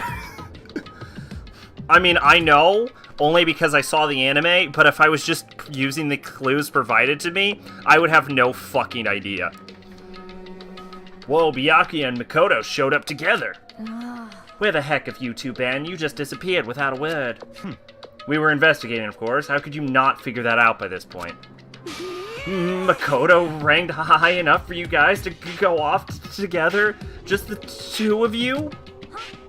Why? Are you jealous? Hey. Or are you making up some kind of creepy fantasy for yourself? What? The actual answer was she was jealous, but now that you've said that, now she's making up a creepy fantasy. Stop talking and brace yourselves. He'll be here any second. Any second. He could show up at any time. When I imagined what was about to happen, I immediately tensed up and prepared myself. But we stood there for 5 full minutes waiting for something to happen. And then 5 minutes became 10. Why? What's going on here? Why hasn't Monokuma shown up yet? Could it be? Maybe he died again? What should we do? Should we keep waiting here, or what? Jesus! Oh, did I scare you? Come on. I demand an explanation. Why did you waste my time and make me wait for like that? What? I made you wait? You've got it all backwards. You're the ones making me wait. Huh? In other words, I'm waiting for everyone to arrive. We can't start until everyone's here now, can we? What are you talking about? Everyone is here. We've been waiting for you. Ooh, sorry, but you're wrong. But I've been waiting 10 minutes now, so it's okay if I punish the ones making us all wait, right? Apparently, titanium arrows would be extremely expensive. They need to be so thin they'd probably shatter on impact. I imagine they would be expensive. So that's interesting. But they need to shatter on impact, I mean.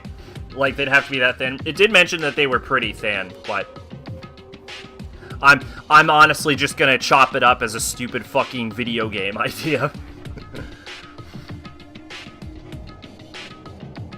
If we all agree it's a violation, I'll arrange a punishment right now. If it's me you're waiting for, I'm here. When we heard that voice, we all spun around to look. Hey. I'm here and no rule's been broken. Kyoko? Kyoko, you're still alive? No, that's a ghost! Stop talking. If you want to fight, do it at the class trial. You need to save some of the fun for later, right? What? But is it okay there's no particular penalty for being late? Is that right? I made it here just fine. What school regulation did I violate? Am I wrong? You're so selfish, so spoiled. You're right, there's no penalty, officially. But I bet you'll be sorry later. No, I'll make sure you're sorry later. Yeah, that's like I said, you could have, like, titanium for the tip of the arrow, but the whole thing being titanium sounds crazy. But here's the thing, the way they phrased it, it's probably the entire arrow is titanium. Anyway, hustle your butts onto the elevator. I'll be one step ahead of you. When Monokuma was gone, we all rushed up to Kyoko. Kyoko! So you really didn't die? Indeed. Okay, well, we knew the corpse wasn't her. This isn't actually surprising. Of course I didn't die. Thank God. I'm glad you're okay. Perhaps, but that's not necessarily a good thing for us. Huh? He's right. Now we've got to deal with a ghost. I told you to stop talking. Let's go. Come on, let's just go. Whatever we need to discuss, we can do it during the trial. Without ever looking directly at Kyoko, Byakuya stepped into the elevator. Master, wait for me. Good call. Who knows what might happen to this if we take too long. But I'll be happy when this trial is all over. One after another, everyone piled into the elevator, but I couldn't help myself. I had to talk to Kyoko before the trial started. Listen, before we get started, I have to ask you. Where have you been this whole time? You used that key of yours to go somewhere, didn't you? So, Correct. I went to investigate the second floor of the dorms. The second floor? that's right. There aren't any monitors or cameras there, so I was able to avoid Monokuma completely. Of course, I also missed his announcement because of that. I had no idea a body had been discovered. Then, when did you find out? So, Just now. I finished my search and came back down just in time to hear the class trial announcement. I took some time to go over the crime scene first. Can't go into a trial completely uninformed, can I? So that's why you were late. however, I'm sorry I kept you all waiting. But if you're on the second floor of the dorms, then that's what the key you found goes to? wrong. Actually, to be precise, not quite. In other words, I used Monokuma's secret tool, which can open any lock in the school. What? Kyoko's account been added to the Truth Bullet section. Just a second. Hey, what are you two doing? Hurry up before we get in trouble with Monokuma. Makoto. We can go over all the details after we get through the trial, okay, Makoto? Right now, I just want to focus on surviving our current situation. It would seem Because this is probably the most crucial moment for me so far. I need to fucking drain another bottle of water. Holy shit.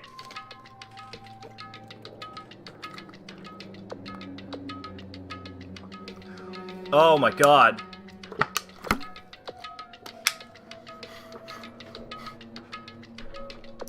For her?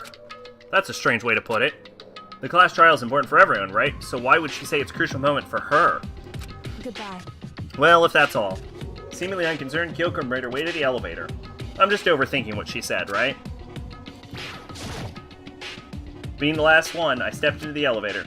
Okay, so from what I've heard, we can save at any point, so we're going to try and get both endings to this trial. And the door slid shut. Honey, sweet and tea. Yeah, I probably need something like that.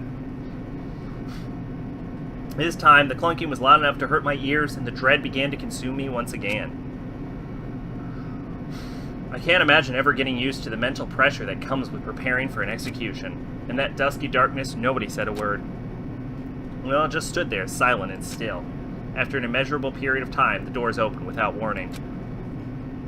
A dazzling light penetrated every depth of my eyes, but it wasn't the illuminating light of hope. It was the blinding light of despair.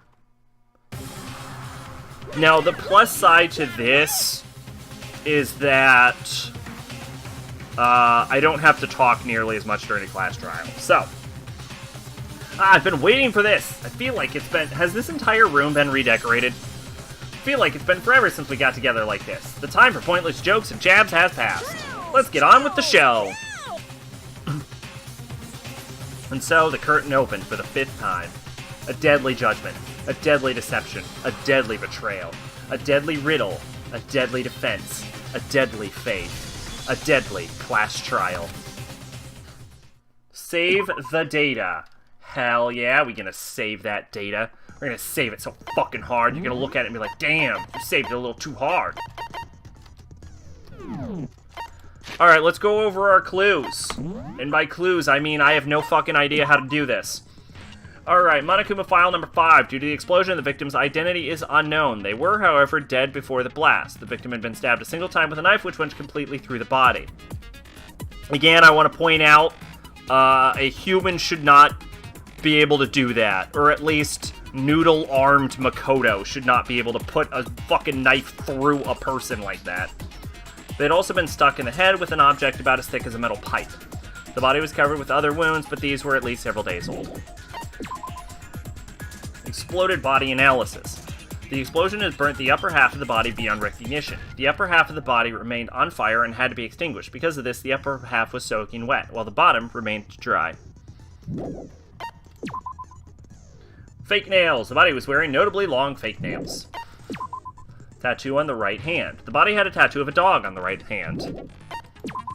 Fragments near the body. There were bits of charred debris near the body. It should be noted that the bomb... Whoops.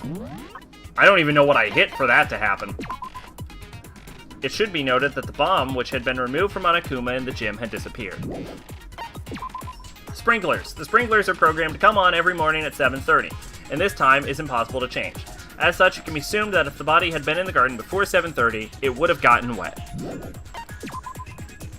7 a.m., when the body was found. 7 a.m., Makoto wakes up to the morning announcement. 7:30, Makoto and Oe arrive in the dining hall. 7:30 to 9, Makoto meets the others in the gym, and together they head to the headmaster's room. 9 a.m., Toko is told to find the pickaxe in the garden where she discovers the body. So, this means that Makoto's alibi is that by the time the body was in the garden, he was already with the group. Knife at the crime scene. The knife found near the body was the same knife that was used to stab before the explosion. It was also the same knife that Toko had given to Makoto for safekeeping, and the knife the masked assailant was holding when they attacked Makoto. Harp. The harp was hidden among the other items in the tool shed. One side was wet and filthy with mud and grime, the other side was completely clean and dry. Chicken coop chickens. Oh god, I have no idea how this is relevant. The number of chickens in the chicken coop had decreased from 4 to 5 to 4. Yashihiro claims that there were, without a doubt, 5 chickens before nighttime, last night, and yet. Byakuya's account. Byakuya stated that there was no corpse in the garden just after nighttime last night, so it can be assumed that the murder must have taken place sometime after that. Byakuya also said that he, Yasuhiro, Toko, and Oe were in the gym the entire night, and none of them were alone at any point. So this means that literally everyone is absolved except for Kyoko.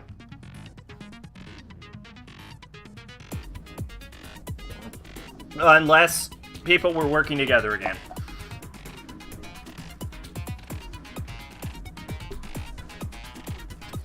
Okay, before the explosion. Body before the explosion. The corpse had a mask covering its head and a white jacket covering the body. A knife had been thrust into the abdomen, and there were bloodstains around the wound. The body had stopped bleeding, but the blood was still wet. It was noted, however, that there was no blood on the body around the ground.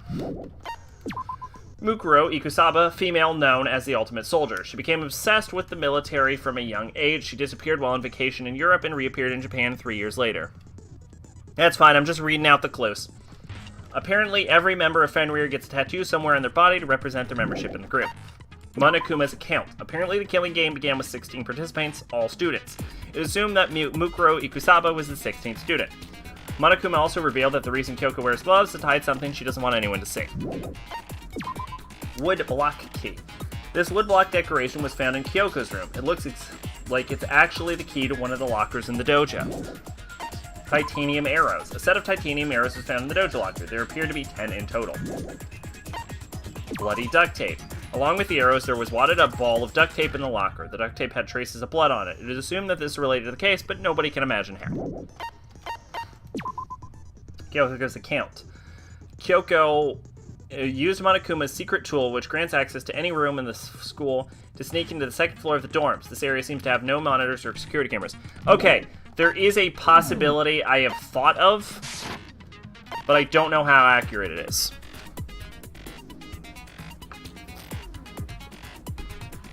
Yo, thanks for stopping by, gamer fan. Have a good night.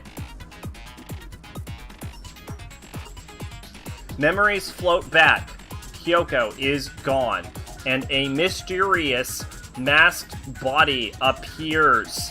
The threads holding them all together begin to spin and twine into one.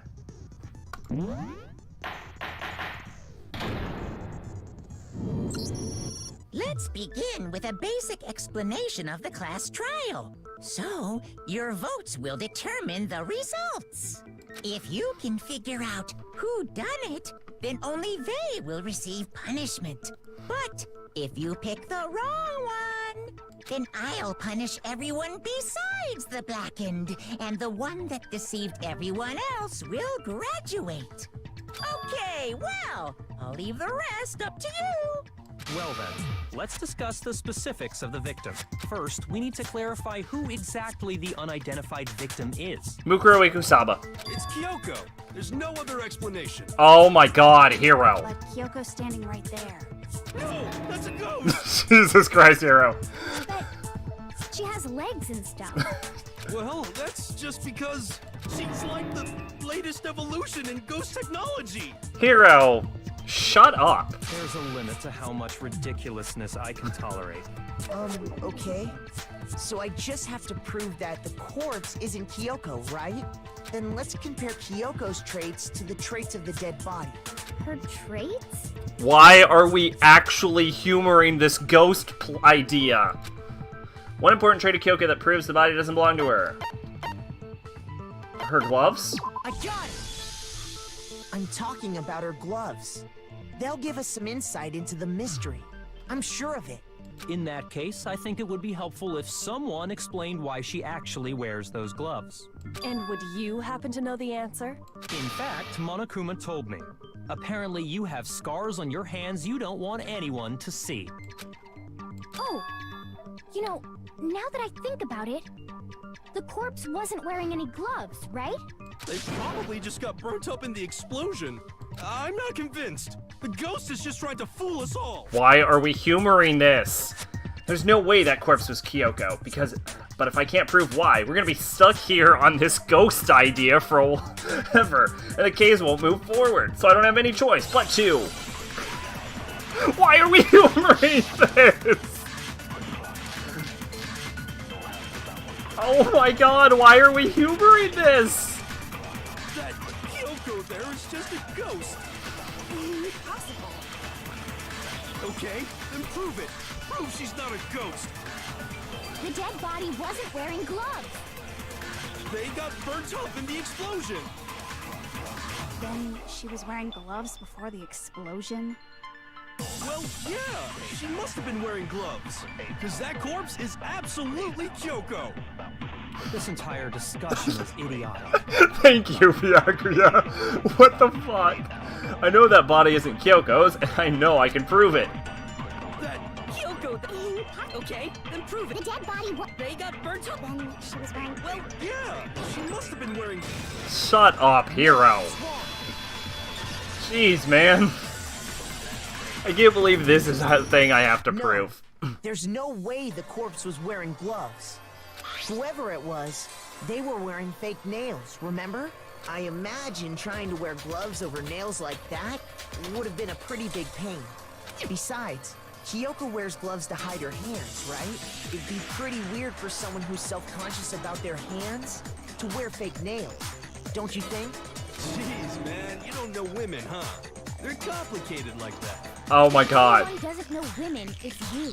Well, Kyoko, any thoughts? These gloves were custom made to the size of my hands to make sure they don't interfere with my daily life. If I wore fake nails, the gloves wouldn't fit properly. Then that's that. The dead body doesn't belong to Kyoko. I can't believe we have to prove Which this. should have been obvious since she's standing right here. Okay, so then, who's the I real... can't believe it. First, we need to figure that out. No, we already know. That's the first thing I said. You're the one who's been dragging us around in circles. Before anything, we have to identify the victim. Everything starts from there. We know who the victim was.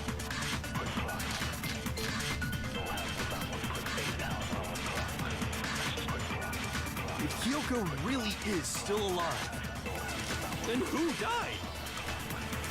There's gotta be some way to figure it out. I don't think so. The face was scorched beyond recognition. And there wasn't any description in the Monokuma file. Well, if we can't identify the body... Oh, I don't know which one this goes There's to. nothing else we can do, right?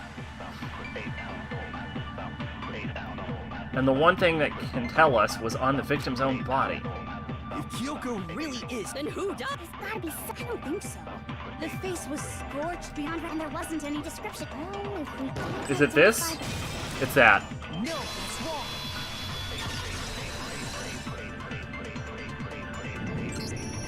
There was one clue left behind that we can use to identify the body. the... What? For real?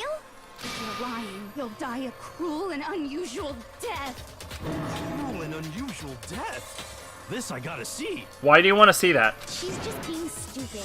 Ignore them, Makoto. Tell us what you're talking about. The key to figuring out who it was is the tattoo on the back of her hand. Oh, yeah. The design's pretty strange, huh? Is this a dog? Her master must have made her get it. To be like, you're my bitch. Seriously? You really did something that humiliating? Toko, you are just a delight. No, that's not it. The identity of the victim is hidden within that tattoo. Oh, really? If you compare the tattoo to the other information we have, the victim's identity should become clear. Is it Mukuro Ikusaba's profile? Yeah, it was. Okay. I got it! The Fenrir Mercenary Corps. That's the name of the military group Mukuro Ikusaba belonged to. I just want to point out how fucking confused Hiro and Hina have to be in the middle of this investigation. Like, every investigation, they have no idea what the fuck is happening, but this is especially bad because they don't even know there's a 16th student, and they're just like, what is happening right now? Okay, so... To show that they're a member of the team, each soldier that joins the squad would get a tattoo representing Fenrir somewhere on their body. Fenrir? They have no idea. The image that represents Fenrir is... No idea. Is it dog? You want me to spell dog? Oh, you want me to spell wolf. Now I understand. The representation of Fenrir is a wolf. Fenrir, the Wolf of Ragnarok. It's from Norse mythology. A huge, world-ending wolf beast. Yes. He's the child of the trickster god Loki, and a female giant. Man, after all this time, we finally got a glimpse of the literary all-star. A wolf tattoo. And that means... Exactly. The body we found had a tattoo of a wolf, which means that person must have once belonged to Fenrir. So it must have been Mukuro. Hold on. Isn't she the one that was behind this whole thing? I like fucking Monokuma in the background, like, oh! You sound surprised, but you're absolutely right. Yes, indeed. The trial this time is to solve the murder of Mukuro Ikusaba. Are you saying the mastermind is dead? And now we have to have a true last trial? No. It means we were wrong in thinking that Mukuro was the mastermind at all. But I mean, being the ultimate despair seems like a pretty mastermindy title to me. Maybe we shouldn't have been thinking of her as the ultimate despair in the first place. After all, looking at her profile, I didn't see anything that would fit such a description. All it said was that she was the ultimate soldier. If I remember correctly, that other information came from Kyoko. That's what you told Makoto, right? So that means Kyoko got it wrong? And who was she? Who was Mukuro Ikusaba? She's been gone this whole time? And when she finally turns up, she gets killed. Usually when there's a scene where an important character dies, it has a lot more detail. So you're saying she wasn't an important character, which would mean she was the same as us, just another participant. Then who's the real mastermind?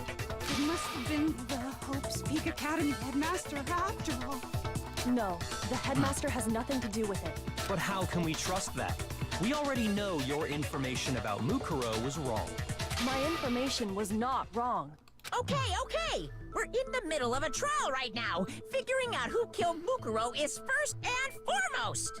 Please limit all future prattle, chatter, and chit-chat as much as possible. And yet you let the fucking ghost conversation happen? Fine. Uncovering the identity of the mastermind will have to wait. But remember this. No matter what happens, we will find out who you really are. I stake my family name on it. I have officially decided to completely ignore all such attempts at provocation. Now then, just so nobody's confused, let me state this one more time for the record. The reason we're having a class trial is because a murder among the students has taken place. Hammer that point straight into your big ol' brains! What you're saying is that both the victim and the culprit are part of the student body? Then, one of us killed Mukuro? Wait, no! There's a chance that there's some mystery 17th person who's been hiding all along! Nope! There are only 16 students in total that have been taking part in these events. Seriously? Then, one of us killed Mukuro? Who did it? Who's the killer this time? Get a hold of yourself. We've already narrowed down the list of possible suspects. Huh?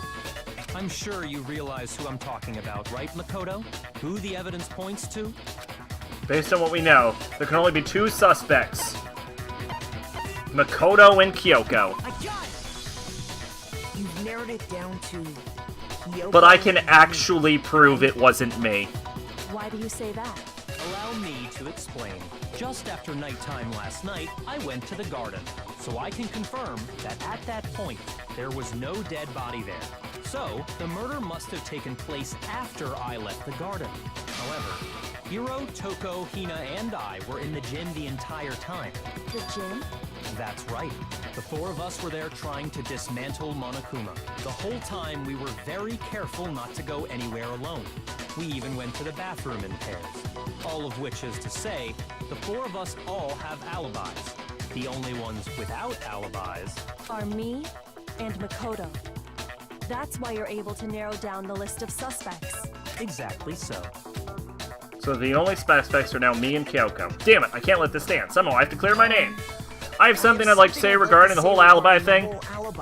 I got so used to speaking for him. Are you thinking of raising an objection? Well, before that, I just want to try and get a better idea of what time the murder took place. Doing that might reveal some kind of clue. Whatever you want. Somebody go ahead and help him out. Me and Byakuya can both confirm that the body wasn't in the garden at... Well, it was after nighttime for sure. I'd say it must have been around 10 o'clock. So the murder must have happened after 10 p.m. Then I guess we can say the time frame for the murder was between then and when we found the body? Oh, but what time did we find the body? The one who saw the body first was Toko, right? And she went to go get the pickaxe. So the time the body was discovered was 9 o'clock. I got it! The body must have been discovered at 9 a.m., since that's when Toko went to get the pickaxe. Now then, Toko, what time is it?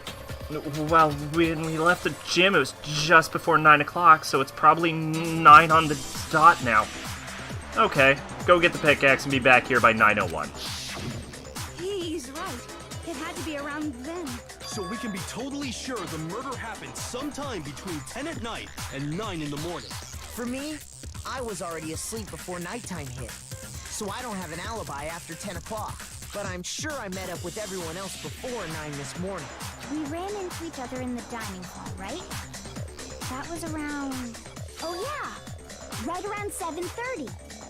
I remember checking right before I went in, so I'm totally sure about it. Which means from 10 p.m. to 7:30 a.m., you don't have an alibi. That's great, but I don't need one because I can prove that the body had to have been placed there after 7:30. The murder happened between 10 p.m. and 9 a.m., and I don't have an alibi from 10 p.m. till 7:30. Okay then, looks like the game has begun. If I can't provide an alibi for that period, then I just have to prove the murder didn't happen during the time I didn't have an alibi. To do that, I have to make it clear when the body ended up in the garden.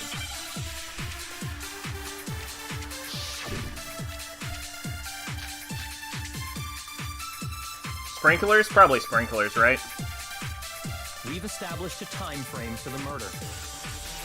It took place somewhere between 10 o'clock at night and 9 o'clock in the morning.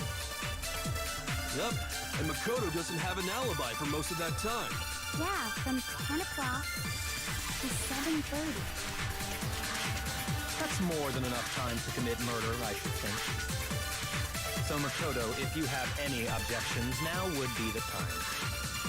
Okay, well, what you've missed so far is that we've correctly identified the body as the corpse of Mukuro Ikusaba, and also we have correctly proven that Kyoko is not a ghost. Nintendo lacks the Creators Program thing? No, I did not. What's going on with that? There's something that happens in the garden at the same time every morning. Thinking back, the corpse is almost totally dry. In that case, I should figure out when the body must have appeared in the garden. We've established a time frame. It took place somewhere between 9 o'clock. Yep. And Makoto. Yeah, from 7:30. Hi, hello. Oh, really? No? We've established a time frame for the murder. It took place somewhere between 10 o'clock at There? night. There we go. Shut up, Byakuya. You are fucking wrong. Actually, the murder couldn't have happened anywhere near 10 o'clock. It had to have taken place way later. And what makes you say that? Because of the sprinklers in the garden. The sprinklers are set to go off right Oh, at great, it's 7:30 raining. every Don't be morning. surprised if the stream just cuts off in the middle. So if the body had been in the garden before 7:30, then it should have been completely soaked. Oh, hold on. I remember this part perfectly. The body was wet. Dripping wet, in fact. Sorry, Toko, but you're wrong. I'm wrong? How? Are you saying only the mouth down south was wet? How dare you spew such indecent words? No one said that. I have an issue with lightning. Like, it lightnings, and then all my fucking power goes Because of out. the sprinklers. What do you mean? By denying the sprinkler, are you trying to deny my entire existence? No. Man, you're totally wacko. If you really think it wasn't the sprinkler, you'd better tell us why! I need to prove that it wasn't the sprinkler that got the body wet? All I have to do is hit Toko with certain evidence, and that should do it. If we look at the body itself, that should make it clear. Is this that the body is only wet at top, or is this... Oh, no, it's one of these. I admit nothing. I hate you. Why are you doing this to me, Toko? Shut up and let me prove it. Anything. That's enough. Hold on. Are you trying to blame me? I'm right about this. I admit nothing. I hate you. Toko. No. Toko, stop. I don't know anything. This is good practice for Drakengard. Hold on. Are you trying to blame me? I'm right about this. I admit nothing. Hold on. How can you say it was This should prove it. You may monetize your videos and channels using the monetization methods separately specified by Nintendo. Other forms of monetization are our intellectual property for commercial purposes are not permitted. We encourage you to create videos that include your creative input and commentary. Videos and images that contain mirror images of Nintendo game combat without creative input and commentary are not permitted. You may also post gameplay videos and screenshots using Nintendo system features using the capture button in the Nintendo system with additional output. You're only permitted to use the Nintendo game system officially released promotional materials officially licensed by Nintendo system project trailers or Nintendo Directs. If you want to use the intellectual property of a third responsible, you're obtainable for retaining any necessary third-party permissions. You're not permitted to imply or say the videos you're officially affiliated with is sponsored by Nintendo. Reserved the rights to review of any kind of that is believed unlawful, infringing, inappropriate, or in lines with these guidelines. Just remember what the body was like after the explosion. You can see why it wasn't the sprinklers.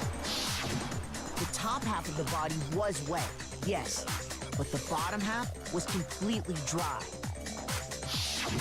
If the sprinklers got the body wet, shouldn't the whole body have been wet? So they only got the top wet? The bottom was completely dry? What a brutal maniac! I'm so sick of her. Let's just move on. The reason only the top half was wet was because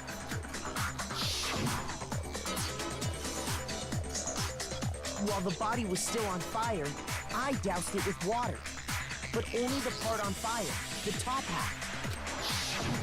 Oh, then I guess the sprinklers really didn't do it.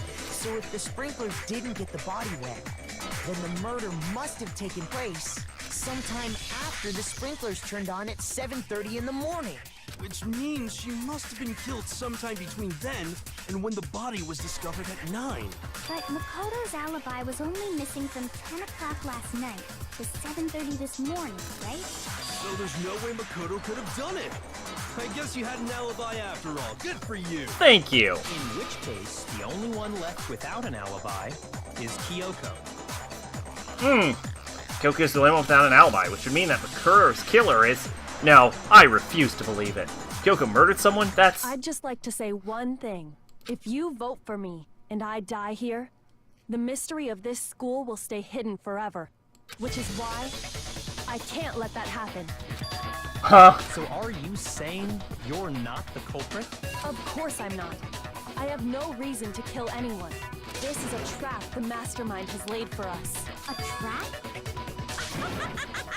We're this far into the game, and now you decide to blame me? Stop wasting time! Stop wasting energy! You really think your little trick is gonna work? Shut up, you! You got it, boss! Shutting up now! Anyway, Kyoko, you actually did have a reason to kill her. Huh? She did? She thought Mukuro was the ultimate despair. In other words, the mastermind behind everything. So she killed her to try and put a stop to all this. Isn't that right, Kyoko? But you made one catastrophic mistake. Mukuro wasn't the mastermind at all. And as a result, we were forced into another trial. Something I'm sure you weren't at all expecting. So that was her motive? If she had a motive and no alibi, well then, I think it's pretty clear Kyoko's gotta be the culprit. I'm not the only one without an alibi. Makoto's explanation is still insufficient. Huh? The sprinklers didn't get the body wet, but that doesn't mean the murder happened when he said it did.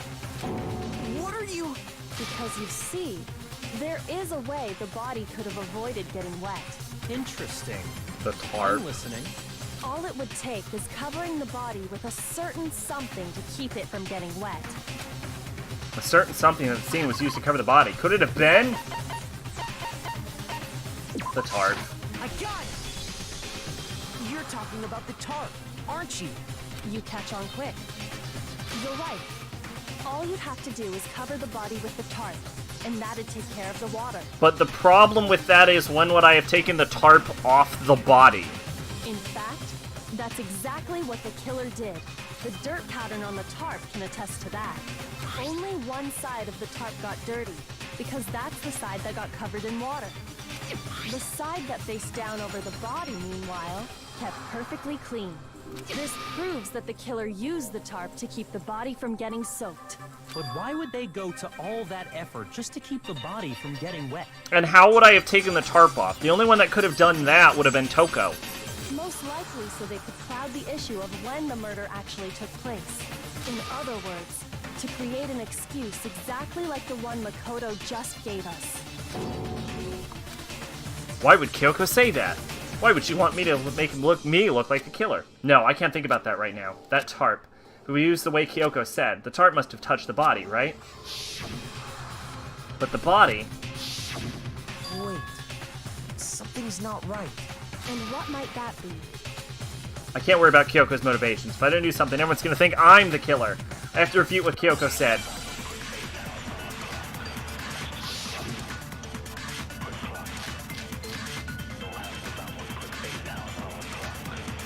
Probably body before the explosion. By covering the body with the tarp, the killer prevented it from getting wet.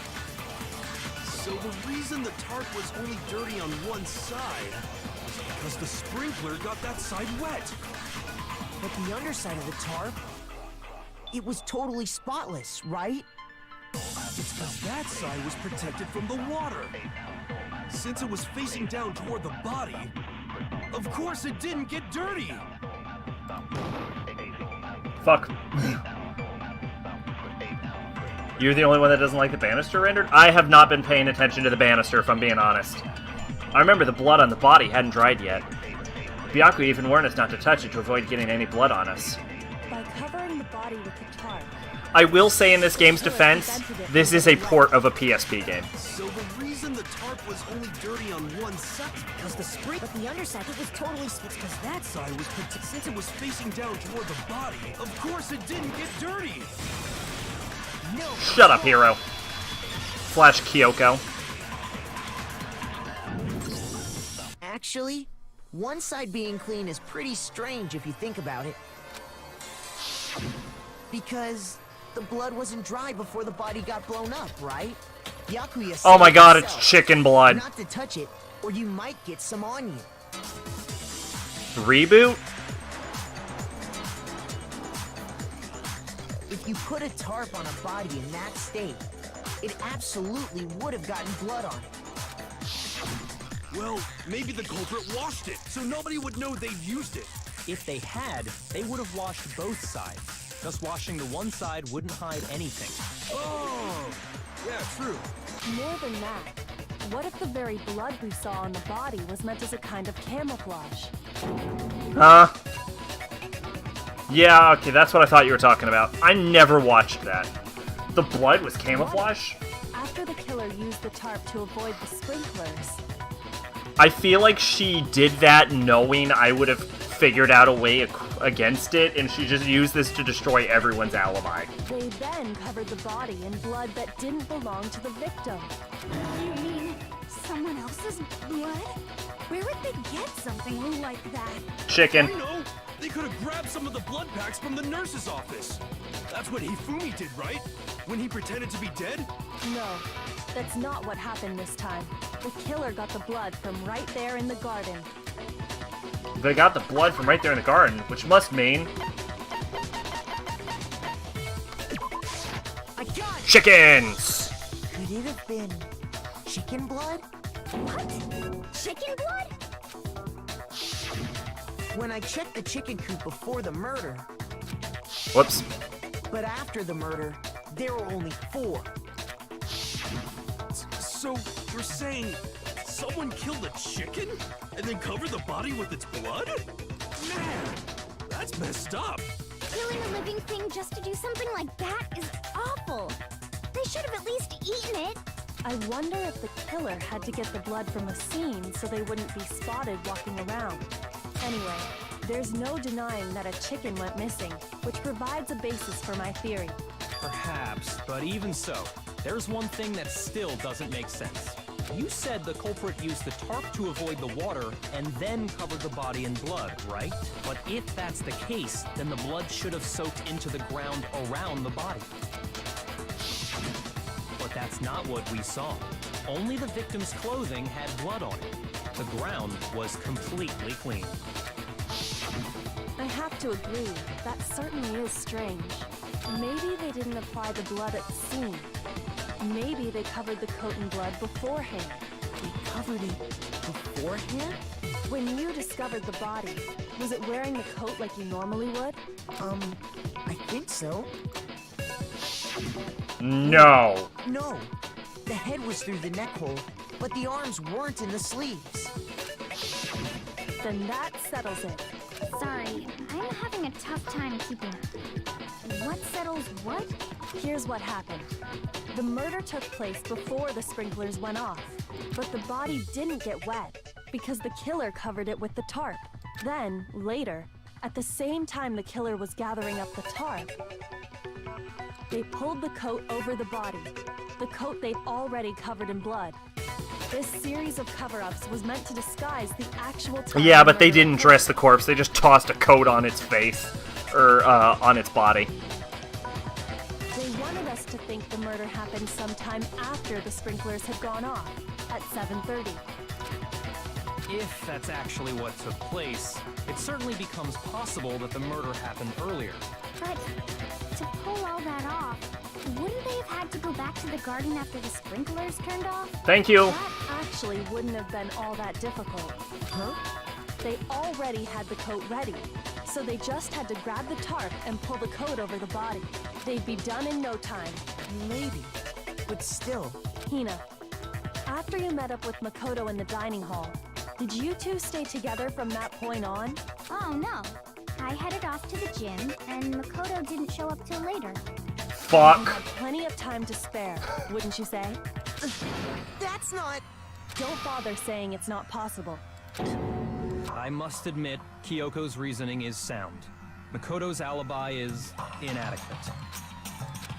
And the suspicion falls back on me.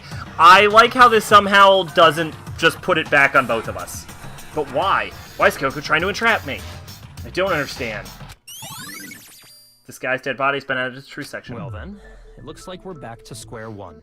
Makoto's alibi is no good, so once again, our suspects are him and Kyoko. Got You're it? serious, man?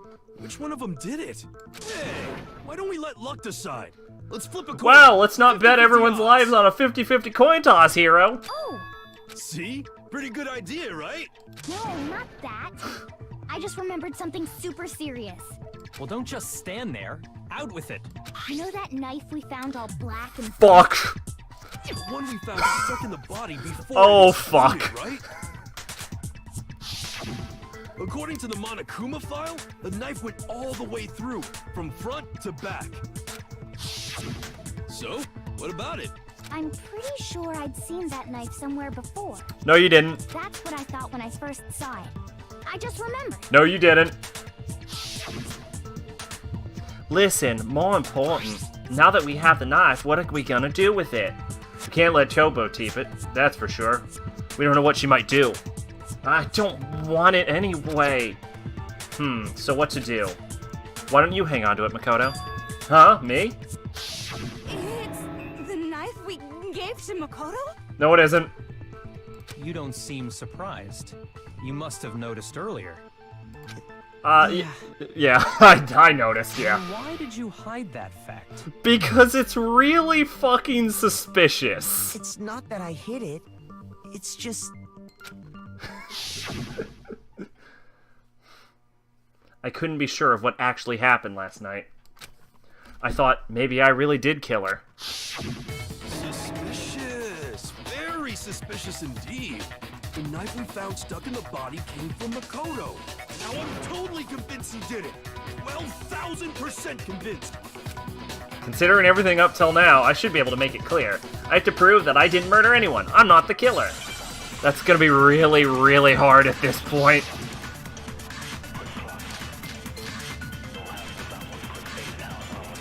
The knife we found The was bomb. on a dead body.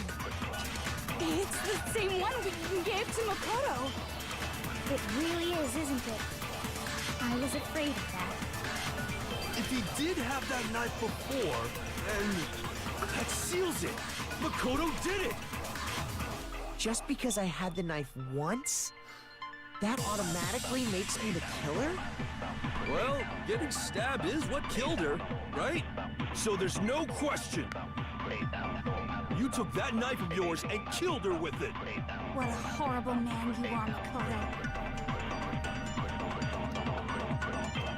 We've all established that the coat was put on the body after the tarp was removed, which means when the knife was thrust through the coat into the body...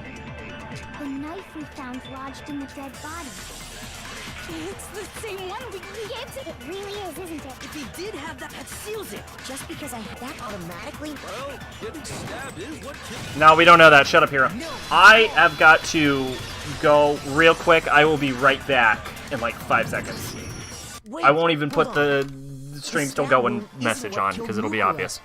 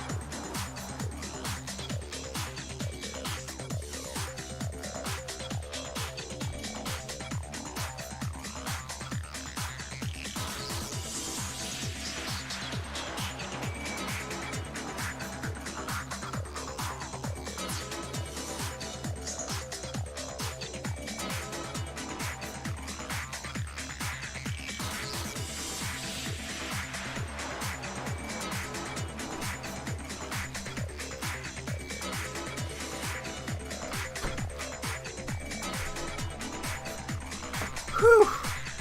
All right. That should be clear from the description of the cover-up we just heard. Lies! We never talked about what killed her! No, don't you remember? The killer covered the dead body with the tarp, and then put the bloody coat on it, right? In other words, the victim never wore that blood-stained coat until after they were dead. Okay, fine. So what? So, when we discovered the body, the knife had been thrust through the coat along with the body. Meaning, if she wasn't stabbed until the coat was put on, and she was already dead at that point, obviously the stab wound isn't what killed her. Maybe you stabbed her twice. Once to kill her and once to cover it up. The victim was stabbed twice in the same slot? No, there's no way that's possible. The exact condition of the body was written down for everyone to see. Monokuma file? I got it! The Monokuma file clearly states that there was only one stab wound. Oh yeah, it sure did.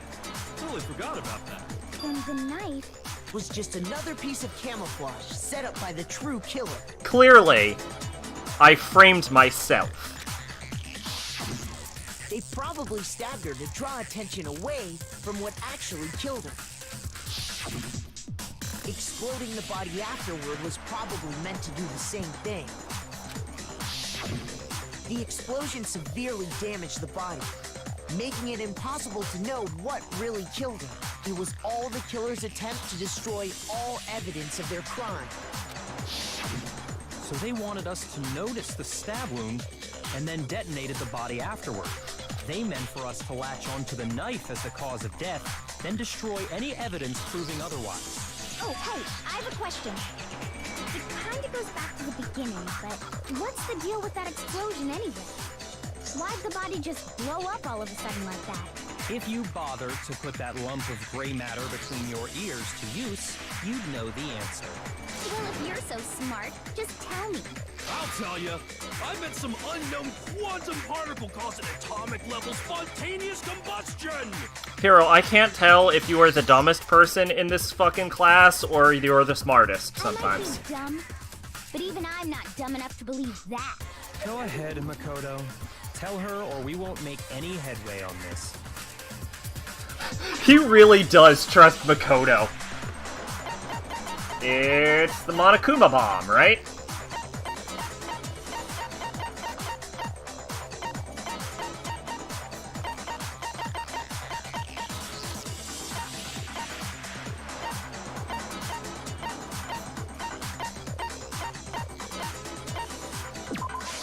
I got it! After the explosion, we found a tiny fragment of something on the ground near the body, right? That fragment reveals the cause of the explosion. Huh? No. I feel like I've seen something like it somewhere before. That's only natural. Because, of course, we saw the same thing when we dismantled Monokuma. It's part of a bomb. Oh! Then the explosion was because of the Monokuma bomb. Anyway, the culprit's motive is becoming more and more obvious by the minute. They wanted the knife wound to look like the fatal injury so that we'd suspect Makoto. And the only one who would benefit from that is the only other possible suspect. You, Kyoko. Hold on a second, Byakuya. What's the problem? Well, I just feel like we need to think this through. We still don't know what actually killed the victim. That's true. It's definitely bugging me. What really killed her? Fine. I have no problem with that. Let us continue the debate. Bombs are extremely bad at destroying themselves, so they should have found much more than just one fragment. We found fragments. It won't change the facts of the case regardless. We need to determine what ultimately killed the victim. I need to concentrate. I think the reason he pulls up that one fragment is it's just the most identifying piece of the bomb still there. Okay, we're gonna have to copy someone. Continue the debate. The victim's fatal injury has yet to be determined, correct? The explosion didn't kill her for sure. Yes. Well, yeah. She was already totally dead when that happened. And it wasn't because of the knife, right? Right, yep. And then there's only one other thing. Oh, yeah. According to the Monokuma file, that's gotta be it. There was evidence that showed she was hit on the back of her head. And more than that, the victim had suffered countless wounds across her entire body. The knife was a cover-up, and all those other wounds on her body weren't fresh. Which only leaves... Then, shall we continue the debate? Oh, was it wound on... The victim's fatal injury had... The explosion didn't kill... Well, yeah. And it wasn't even one... Oh, yeah. That's gotta be it. There was evidence that showed she was hit on the back of... And more than that, the victim had suffered countless Was it hit on the back of the head? That's what it wants me to... Then, shall we continue the debate? The victim's fatal... Was it fatal injury hit on back of the head? That's a weird one. I'm glad I figured it out, but that makes no fucking sense how I countered that. Mukuro died because of the blow to the back of the head she suffered. What about the wounds all over the rest of her body? They didn't have anything to do with it? The Monokuma file makes it clear that those weren't fresh They don't wounds. bring this up in the trial, but if a Monokuma bomb was used to detonate the body, then Makoto couldn't have done it because after he saw them taking Monokuma apart, he didn't leave the others. Yeah, I thought that too. I didn't know if it was going to come up or not, so I didn't bother mentioning it.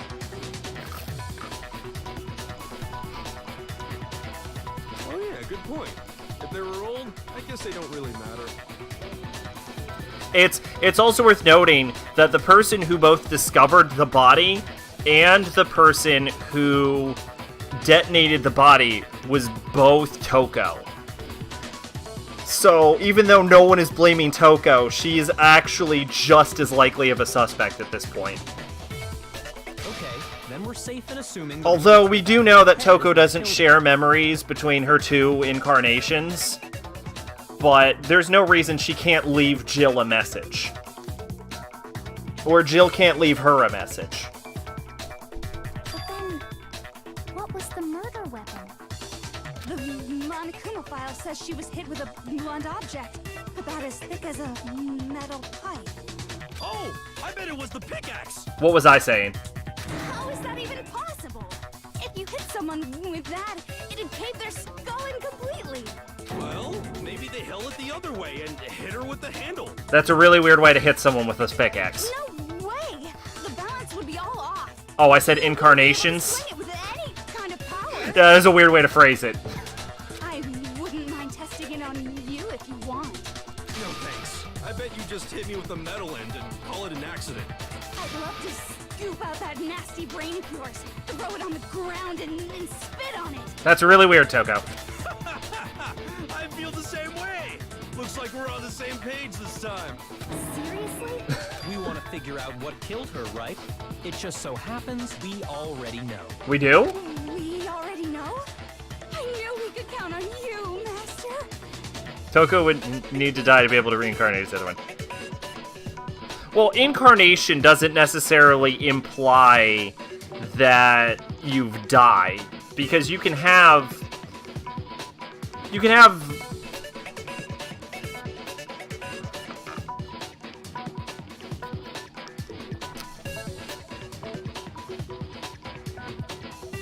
I was going somewhere with that, and then my brain just stopped.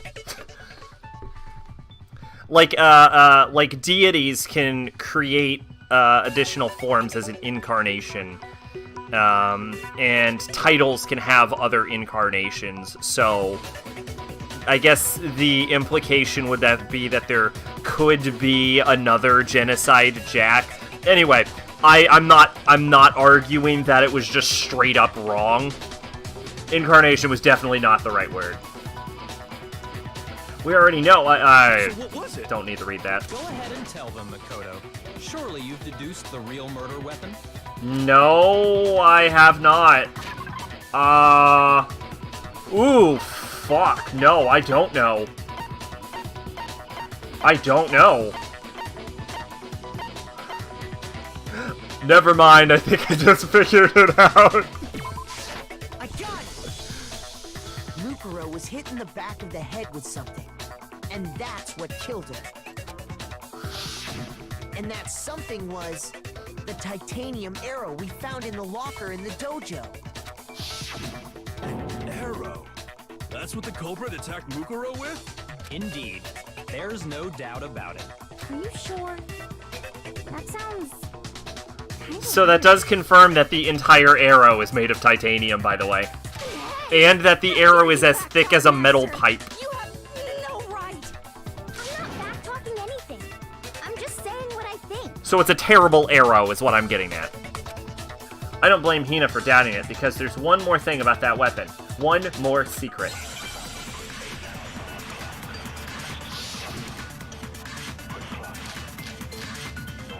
Is it bloody duct tape? The titanium arrow. It was in the dojo locker, right? I have no doubt that was the murder weapon. Are you sure? You don't sound convinced. What's the problem? Well, as in the Monokuma file, it said the weapon must have been about as thick as a metal You pipe, could right? maybe... It seems like an arrow would just be too thin. Talking back to Master. Oh, okay, they're not the size of a steel pipe. What they did is they taped all of the arrows together. If it was just a titanium arrow, it wouldn't be nearly thick enough, which is why they used... The titanium arrow. It was in the dojo. I have no doubt. Are you sure? You don't sound good. Well, it said the weapon must have been about as... It seems like an arrow would just be too thin. Shut up, Hina! Fuck, I missed. Master, you have no right! You might be able to do it with some kind of, like, mechanical crossbow, maybe? Are you sure? You don't sound convinced. Well, it said the weapon must have been about as thick. It seems like an arrow would just be too thin. Fuck! Back to Fuck, there's... I'm sure that's right. The titanium. It was in the dojo. I have no doubt. Are you sure? You don't sound good. Well, because it said the weapon must have been about as thick. It seems like an arrow would just be too thin. Fucking Christ! Back to Master. No right! The titanium arrow. It was in the dojo. I No, have like doubt. mechanical, though. Like, You don't don't sound convinced. What's the problem? Well, because in the Monokuma file, it said the weapon must have been about as... It seems like an arrow would just be... Finally! Jesus Christ. What I mean is, like, instead of, like, using the draw strength to fire it, it could, like... You're right. Just the one arrow. It could, would have like, been too push weak. it. I don't know what I'm talking That's about. why the killer used I think I another just weapon. made up a weapon that doesn't exist. Another weapon? Inside the dojo locker, we also found a balled-up wad of duct tape. The killer probably uses duct tape to bind multiple arrows together. Bundling them together using the duct tape would easily create a single weapon as thick as a pipe. And that's exactly what the killer did. It's similar to Aesop's fable about the bundle of sticks. One stick is weak. but Crossbows when can it's have strong, it's strong. It have a has really cooperation. high draw strength, though. Which is why they have, like, called a duck's foot, which is like a special device used for loading crossbows. Not that that has anything to do with the titanium arrows that we've all agreed are a stupid idea, but... Damn, that's harsh. How is it harsh?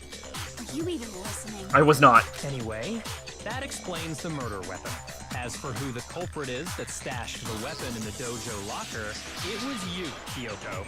I've never been to the dojo. That is a lie. Oh no, you absolutely have. I like how Byakuya was not having that. How can you say that with such confidence? Because we have proof, of course. Don't we, Makoto?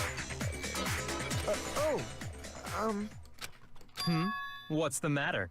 Surely you don't intend to protect a murderer. You know what will happen if you do, don't you? If you cover for the culprit, there's only one thing that can lead to the death of us all. Remember? Of course I remember. Then show us. Show everyone the evidence that proves Kyoko went to the dojo. Kyoko's like, oh, fuck. I have evidence that Kyoko went to the dojo? It must be connected to that dojo locker.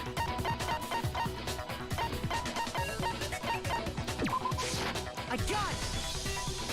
The one thing that proves Kyoko was in the dojo is right here.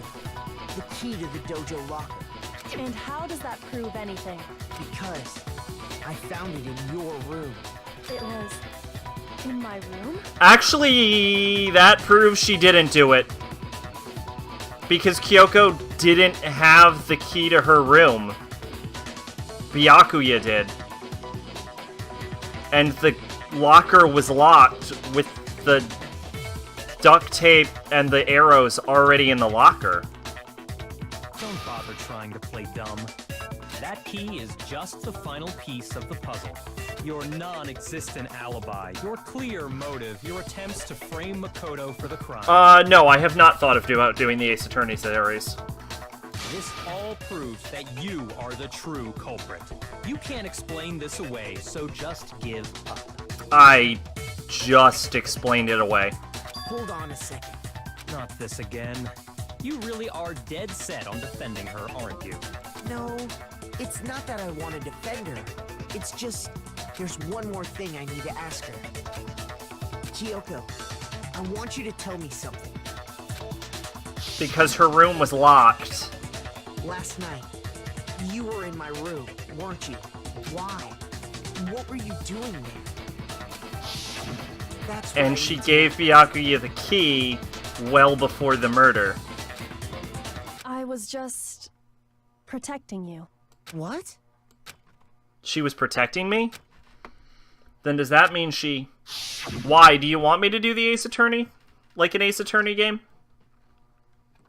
I'm not opposed to it. I've just, like, never actually considered one.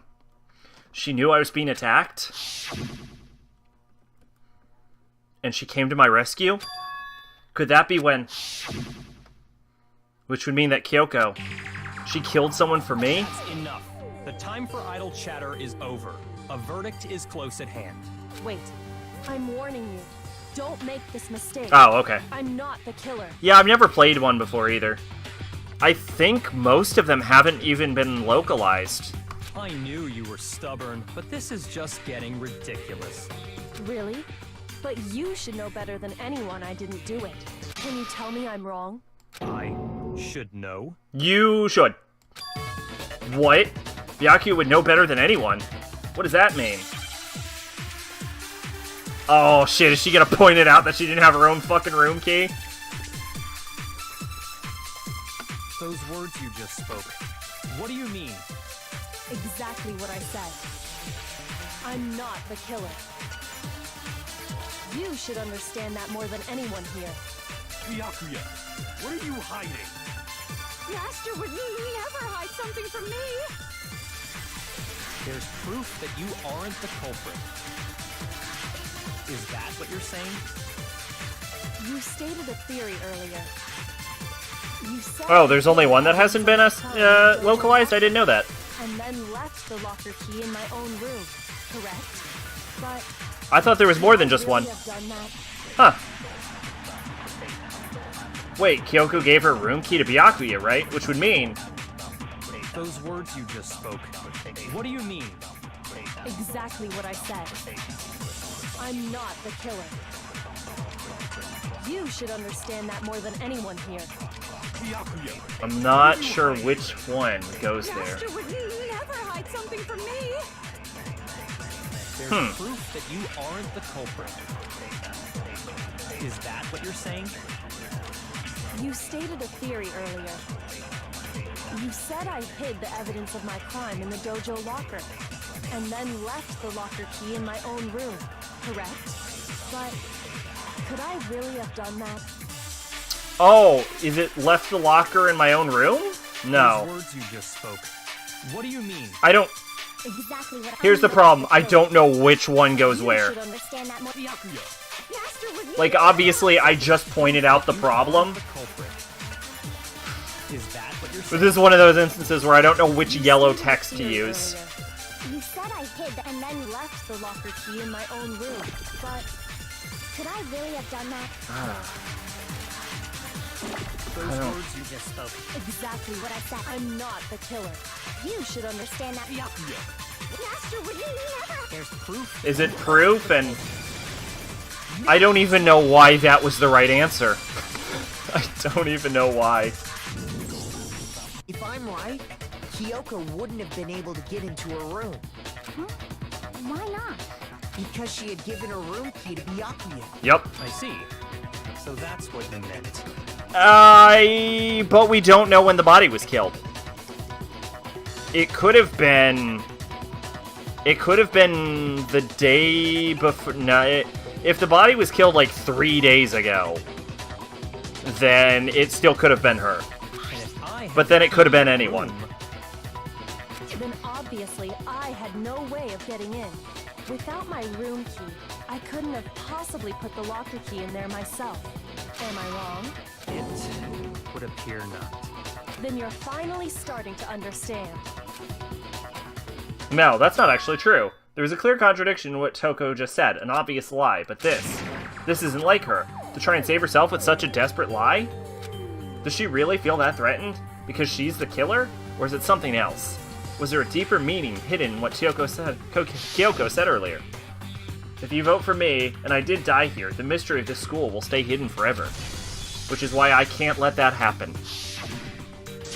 This is the trap the Mastermind has laid for us. The Mastermind's trap. The Mastermind is trying to trap Kyoko? But what if it's not really true? What can I do? What should I do? What should I... The Mastermind's trap. The victim was Mukuro, and Kyoko killed her? What does Kyoko really know? What am I supposed to do? Kyoko's lie. Am I the only one who knows it's a lie? Am I the only one who can expose it? Kyoko has a master key for every fucking door in this building. That was the contradiction. I was like, what the fuck is he talking about? It's an obvious lie. But then I remembered the master key. But who can I trust? What am I supposed to do? The Mastermind's trap. If you spend all your time trying to avoid danger, you'll never move forward. We know the danger, but if that risk means solving the mystery, we have no choice. Am I wrong? What do I do? I have to decide right here and now whether or not to expose Kyoko's lie. Oh shit, I can't save.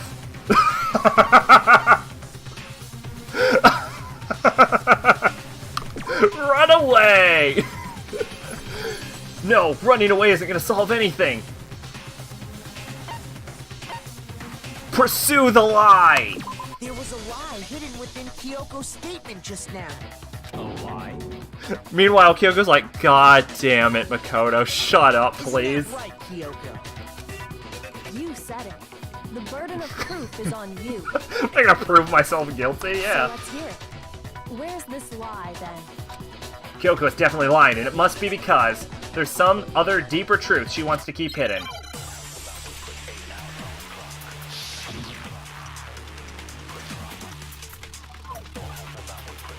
I didn't have the key to my room because I'd given it to Byakuya. There's no doubt about that, right? Yep. You are correct. So I couldn't possibly have gotten into my room. Then, when we searched Kyoko's room, how else could the key have gotten there? Someone other than me must have put it there. That's the only explanation. Kyoko herself told me before the trial started that she had stolen something very important from the headmaster's room. I didn't have the key to my... Because I'd given it, there's no doubt. You are correct. So I couldn't possibly have gotten it. No, that's wrong.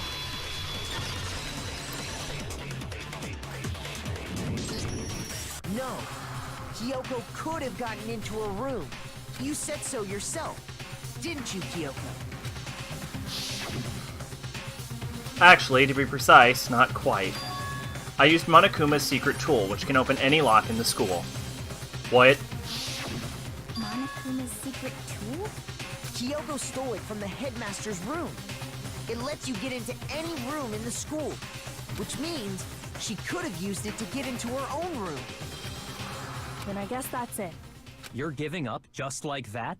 You admit to killing... No, I'm simply recognizing that I lost. What are you talking about? Like I said, this was a trap, and I wasn't able to escape it. So I lost. That's all this means. Then, are you saying you really didn't, Kyoko? You really aren't the killer? Okay, time's up! Huh? I'm sorry to say, but your time is up! All done, all finished! The class trial is all over! But that's ridiculous! Since when is there any... It's because you were late, so the trial started late and time ran out! So then, it's time for voting time, okay? Everyone, please vote using the lever in front of you! But I guess we already know who the blackened is, don't we?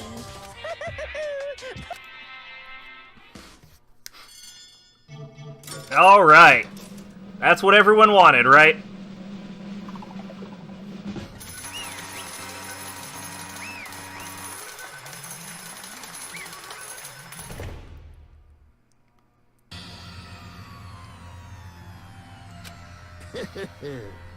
Good job. You got it right. Ha ha ha! Brilliantly right. We got it right? Does that mean Kyoko really is the killer? But something strange is going on here. There's something wrong with this whole class trial. Kyoko! Now then, I've prepared a very special punishment! This time, is everyone ready? Okay then. Let's give it everything we've got! It's punishment time! We'll start the next stream going over the class trial again if I have to play the whole thing over. If not, we'll just finish it the right way.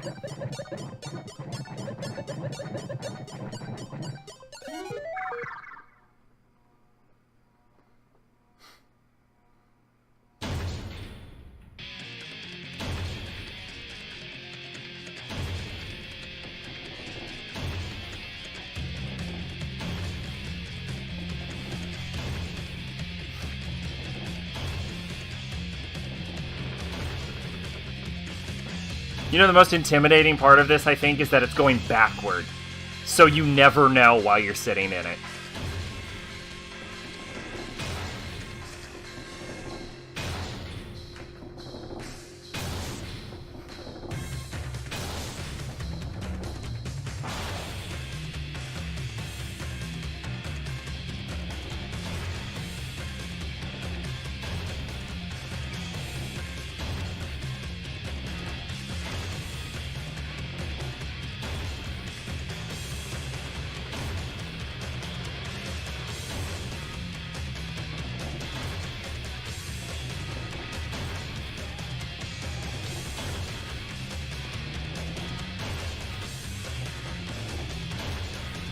I love how her face looks more and more panicked as this is going.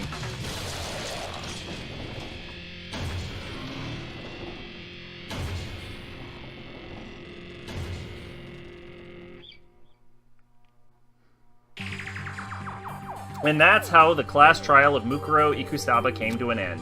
I still had to wonder whether Kyoko was actually innocent or... Regardless, the truth was lost forever, even for me. I just stopped thinking about it. That was the end of Mukuro's class trial. And in the end, it would prove to be our last class trial. Once the case was over, there was never a single murder at Hope's Peak ever again. We obtained peace in exchange for the lives of all others. That's not really that bad of an ending, if we're being honest.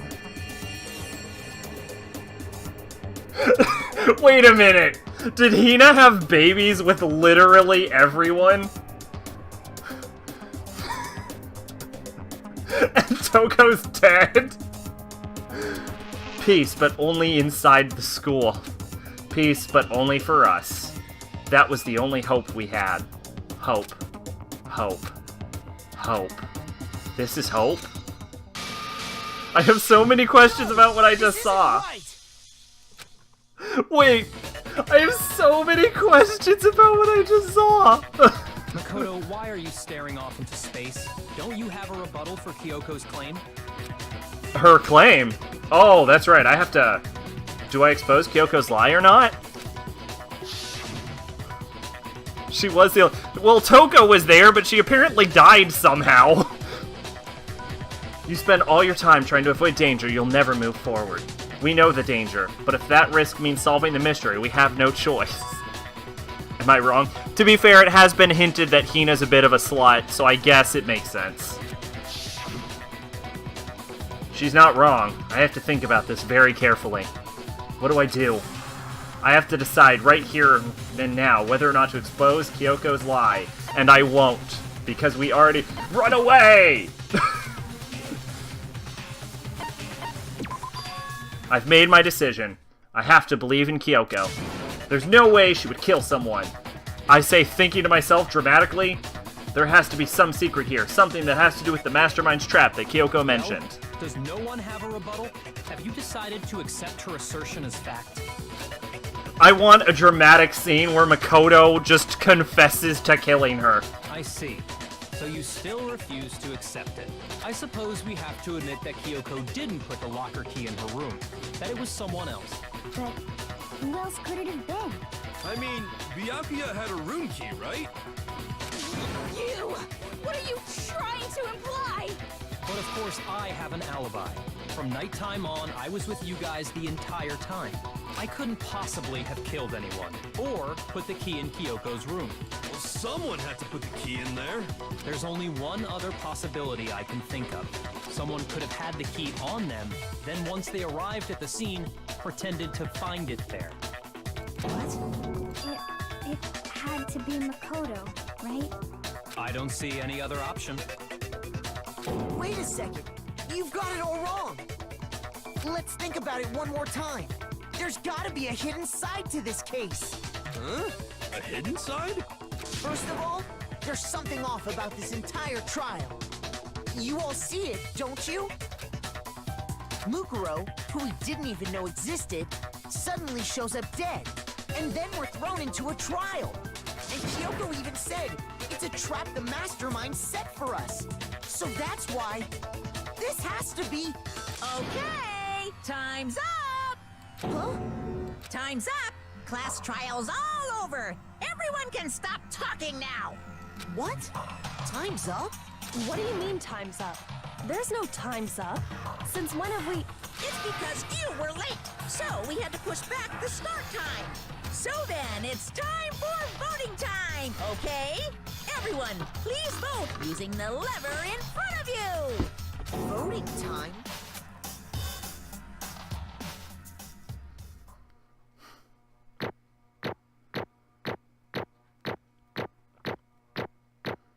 Oh, look at that!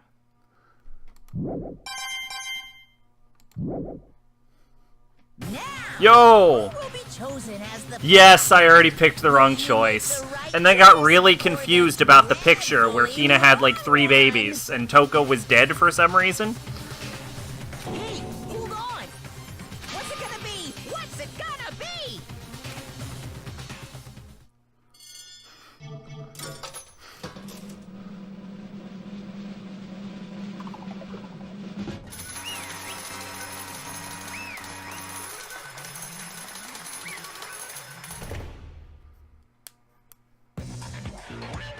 What?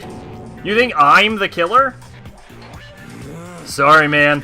Sorry. Yeah, sorry. It's all your fault. Everyone, you're wrong. You got it all wrong. I didn't do it. Yes, indeed. Good job, everyone. Good job. Yep. Yeah, they got it right. No, I know that's not true. None of this makes any sense. This whole trial doesn't make any sense. It makes perfect sense. It's the same as always. Just like all the other class trials, I'm gonna end it the same way. It's time for your heart-pounding, positively thrilling punishment. Wait, why do I... She does not look happy about this either. Kyoko! I don't expect you to forgive me. I know this is all my fault. Kyoko. Let's give it everything we've got. It's punishment time!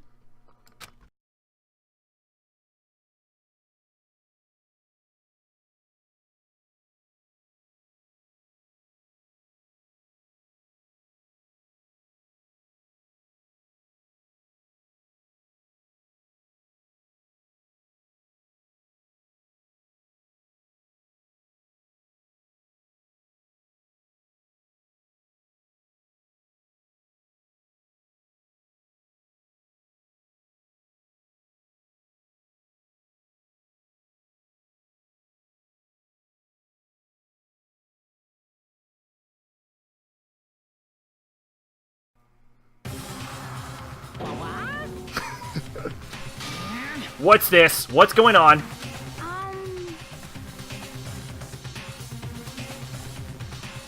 Oh, yeah, that makes... You gotta give fucking Makoto credit then. Wait a minute. Makoto's envisioning of the future involves all three guys having babies with Hina, and Toko just dies mysteriously? Man, Makoto's into some freaky shit is all I'm saying. Hey, what was that? Yeah, it had to be. Alter ego? Alter ego. Is this some stupid virus from that stupid guy? He must have planted it when he invaded my network. Damn it all to hell, I don't believe this. It would seem... It seems you finally made a miscalculation. No, you miscalculated from the very beginning. What the heck? What was that? In other words... What I'm saying is, you shouldn't have underestimated us. I guess it's true. Why are you talking like you've already won? I barely felt a thing. It was a pinch, an itch. The stupid virus is gone now, got it? And so is Makoto. Maybe I didn't get to smash him flat, but you're never gonna see him again. To waste away in a garbage-strewn pit, in a way, that's an even better special punishment. But it's still not enough. I'm still not satisfied. I'm gonna bring despair to the rest of you. Bring despair to the entire world.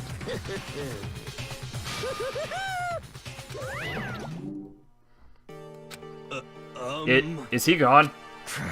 Hey, Kyoko, what's the meaning of all this? Just what the hell is going on? Calm down. It's okay, we're not the ones being trapped this time. Huh? In other words... Now it's the masterminds that's ensnared. What did you say? What are you talking about? So... You'll understand soon enough. Very soon indeed. The massive... I can't believe this is the theme they're playing. The massive high school towers over all the other buildings in this bustling urban area. It's like the school stands in the center of the entire world. Hope's Peak Academy. It brings in the top students from every field imaginable. A government-funded school of privilege. They say that if you come here and manage to graduate, you'll be set for life. With hundreds of years of tradition, it sends the cream of the crop into the workforce every year. It was built to raise hope in the nature's future, which makes Hope's Peak a pretty fitting name. There are 2 things you need to attend this school.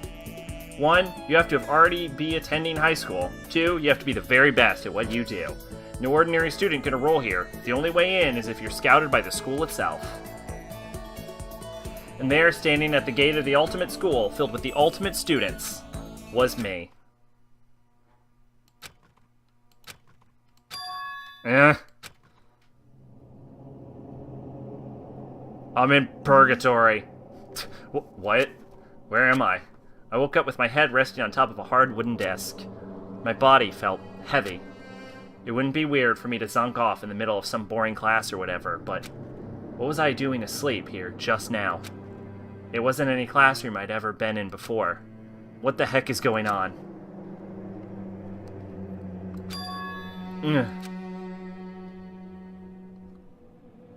Finally. I could finally feel my mind and body start coming back together again. And then, I was awake. Or was this just another dream? A dream inside a hopeless nightmare. No, this isn't a dream. I could tell because the stench invading my nostrils was too powerful for a dream. What an awful smell.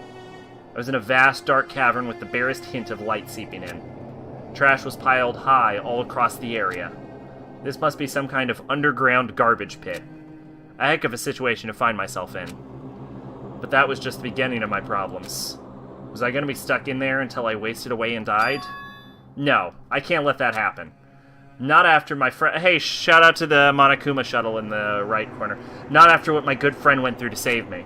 I remembered all too well what had happened. Alter Ego saved me. And he used up the last little bit of his strength to do it. So I can't give up now. For myself and for my friend.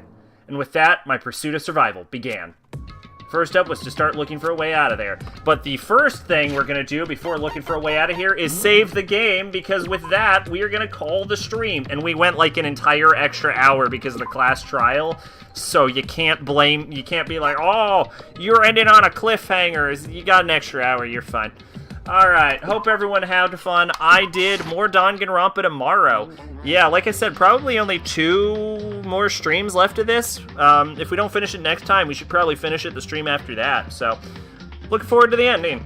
Hope you had fun. I did. I've been Sacrobolic, your envoy of hope. And I will see you next time. Bye-bye.